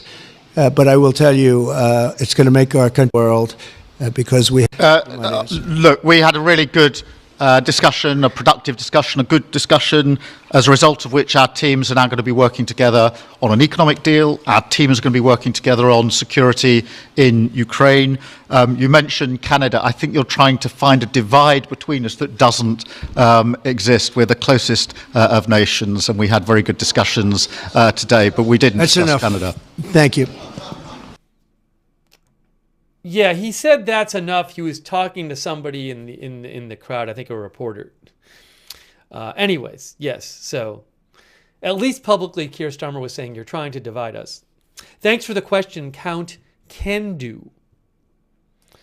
I appreciate you sending that in. Okay, guys, look, here's what I want to do.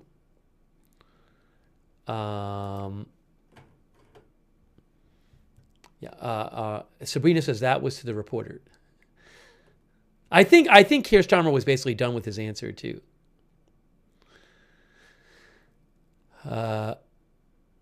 Ardan says annexing Canada will be a lousy idea.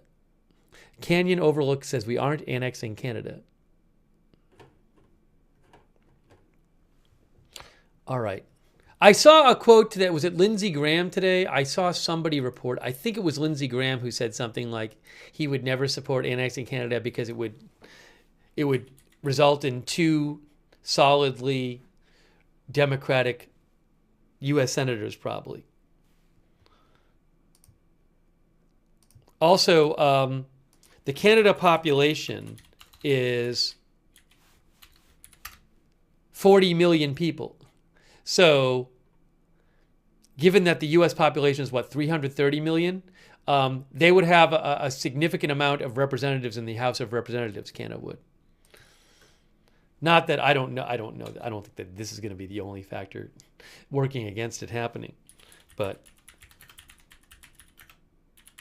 just something to keep in mind.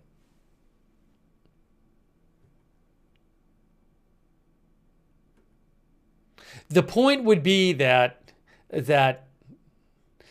I could see a world in which Republicans do not want to annex Canada. Forget all the other reasons, just given the political implications. Anyways.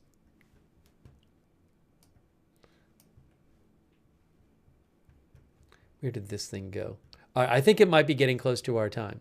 Yeah, they don't, as one of our viewers said, they don't even want Puerto Rico, is what Wall Street said. Well, it's an argument that some would have against annexing Puerto Rico if they thought it was going to be bad for them politically. But that's a whole other, or not annexing, making Puerto Rico a state.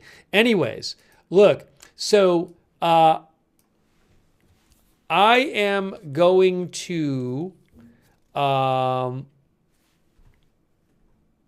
keep an eye out for other news. It's possible we'll do another stream tonight, but I'm going to start wrapping up this stream right now. I really appreciate you joining us for our coverage of the Keir Starmer President Trump press conference. Prime Minister Starmer, if you missed it, we actually showed, they answered questions for like I want to say like 45 minutes or a half an hour in the Oval Office. We showed that video before. It was actually, I think, longer than the press conference. So if you missed it, you can go back and watch that on this video.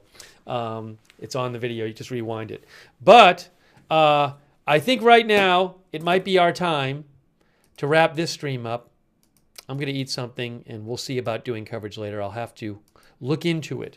So I really appreciate you being here for the broadcast. Thanks for being patient with the wait for the press conference. And tomorrow I will be covering, Trump will be maybe doing a signing of a framework of an agreement with President Zelenskyy. So we would be covering that.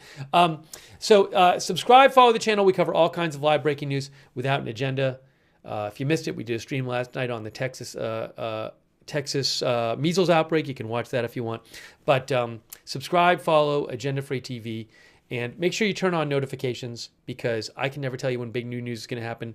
Who knows what new news will happen, which I jump on the air cover. So if you want to get notified every time we go live, sign up for our free notifications. They work awesome. We do them through Discord. The mods will post the link. They're free. The mods will post a link to that in the chat to sign up for the notifications. You can find that link on our YouTube, in the description of this video on YouTube and Facebook as well. It just says the link there. So make sure you signed up for those. And also, I will post updates on my X account, which is @Lookner on X. You can follow me there for breaking news updates. I'm always posting updates there.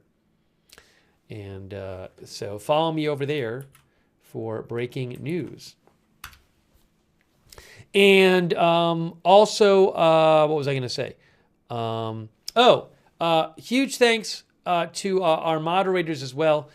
They're the only reason we can have chat rooms here, and I really appreciate it. They're the ones keeping it civil and respectful in the chat, keeping things under control there. So thank you to our moderators, Ruth Krafasi, Beth Mythical over there on YouTube. Big thanks. Linda Belk, Larry, and Misha on X. Sabrina over there on YouTube. All of our other YouTube moderators. Our Twitch moderators like Big Ball of Yarn, I Got That Fire, Matthew Kohai 3, Surly Dev, thank you. Our Facebook moderators. Big shout out, for example, Kay Lowry Body, Margaret Riley. Big thanks. And all of our other moderators, thank you for being there. Thanks to you guys also for letting me read your comments on the air, for sending in comments and questions and news updates. Thank you. Also, thanks to everybody who donated. Really nice of you. I don't think I thanked our member, Sabrina, our moderator member. Thanks for being a member as well as moderator, Sabrina. And thanks to Red Squirrel 82 for your support from the UK. So nice of you. Thank you, Red Squirrel 82. Really kind of you guys. Your support is what allows the channel to exist. So I really, really appreciate it. Thank you. If you ever want to donate, you can go to agendafree.tv, agendafree.tv. But thanks so much for your support.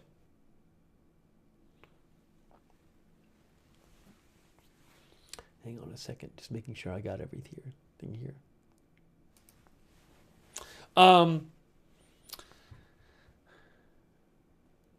By the way, another good way to find out when we're going live is to follow us on X. For those of you on X, make sure you're following Agenda Free TV if you want the latest about the channel. I post there when we're going live. I post updates about the channel at Agenda Free TV on X. And if you, we have a chat where you can chat with other viewers when we're not live. If you like doing that, a bunch of our viewers do. It's on Discord. It's free. Check out the chat. It's the same link as the free notifications. And I appreciate our Discord mods too. Thanks so much to our Discord mods. But check out the Discord chat. Thanks also Sharon Petlover, our member from San Diego, California. Thank you, Sharon. Appreciate that. Appreciate your support. By the way, if you do watch us on YouTube, I would suggest you turn on the YouTube notifications. Another good way to find out when we're live. But it's a little confusing. What you have to do on YouTube, if you want to turn on the YouTube notifications, you got to subscribe first. And then once you're subscribed, you want to activate this bell here. Click on the bell and then choose all notifications. So make sure you have that done over there on YouTube if you're watching over there. Okay. Hey, big thanks to our Twitch subscribers. People like Matthew Kohai 3, Shrocky, Big Ball of Yarn, ZZGGYY, Shaggy, Wall Street, The Sugaro, Distant Galaxy 13, Annie Kush, Massachusetts Guy, Douthis, Bogan 04, I should say, TH3TR011, Jazzy Renee, and all of our other subscribers on Twitch. Did I say Big Ball of Yarn? Thank you. All of our Twitch subscribers, thank you. And our Facebook subscribers, Robert Real II, Eve Richards, Margaret Riley, Kay Lowry Body, Lou Green, and all of our other Facebook subscribers. Jennifer Ellers, thank you. Sharon Klassen Goslin, thank you, Facebook subscribers.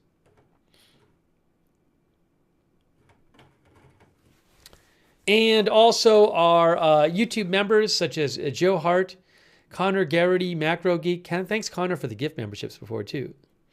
Hold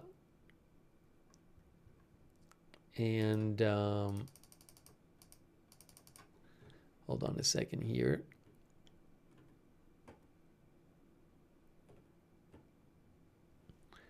Naomi Nocturnal, Macro Geek. Confidence in God. Dean R. Jules Henderson, thanks for being members. Jean Romaine. Evelyn in Maine. Red Squirrel 82. Wickedest Witch. CAC 813.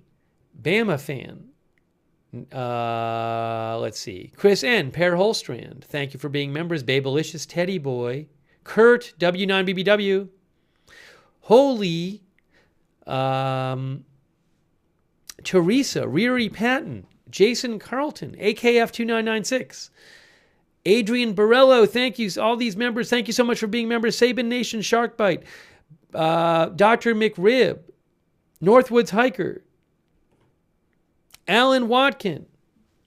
Oh, thanks, Red Squirrel, for the gift memberships. Red Squirrel 82, thank you. Who gave a membership to Terry Rose. Thank you, Justin King, and all of our other viewers.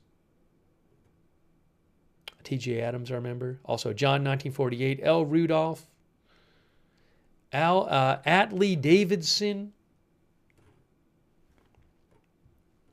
Audrey Burbank, Nicolette Parker, Stasha Morgan, Karen Appleyard. Thank you, viewers. Simp Nasty.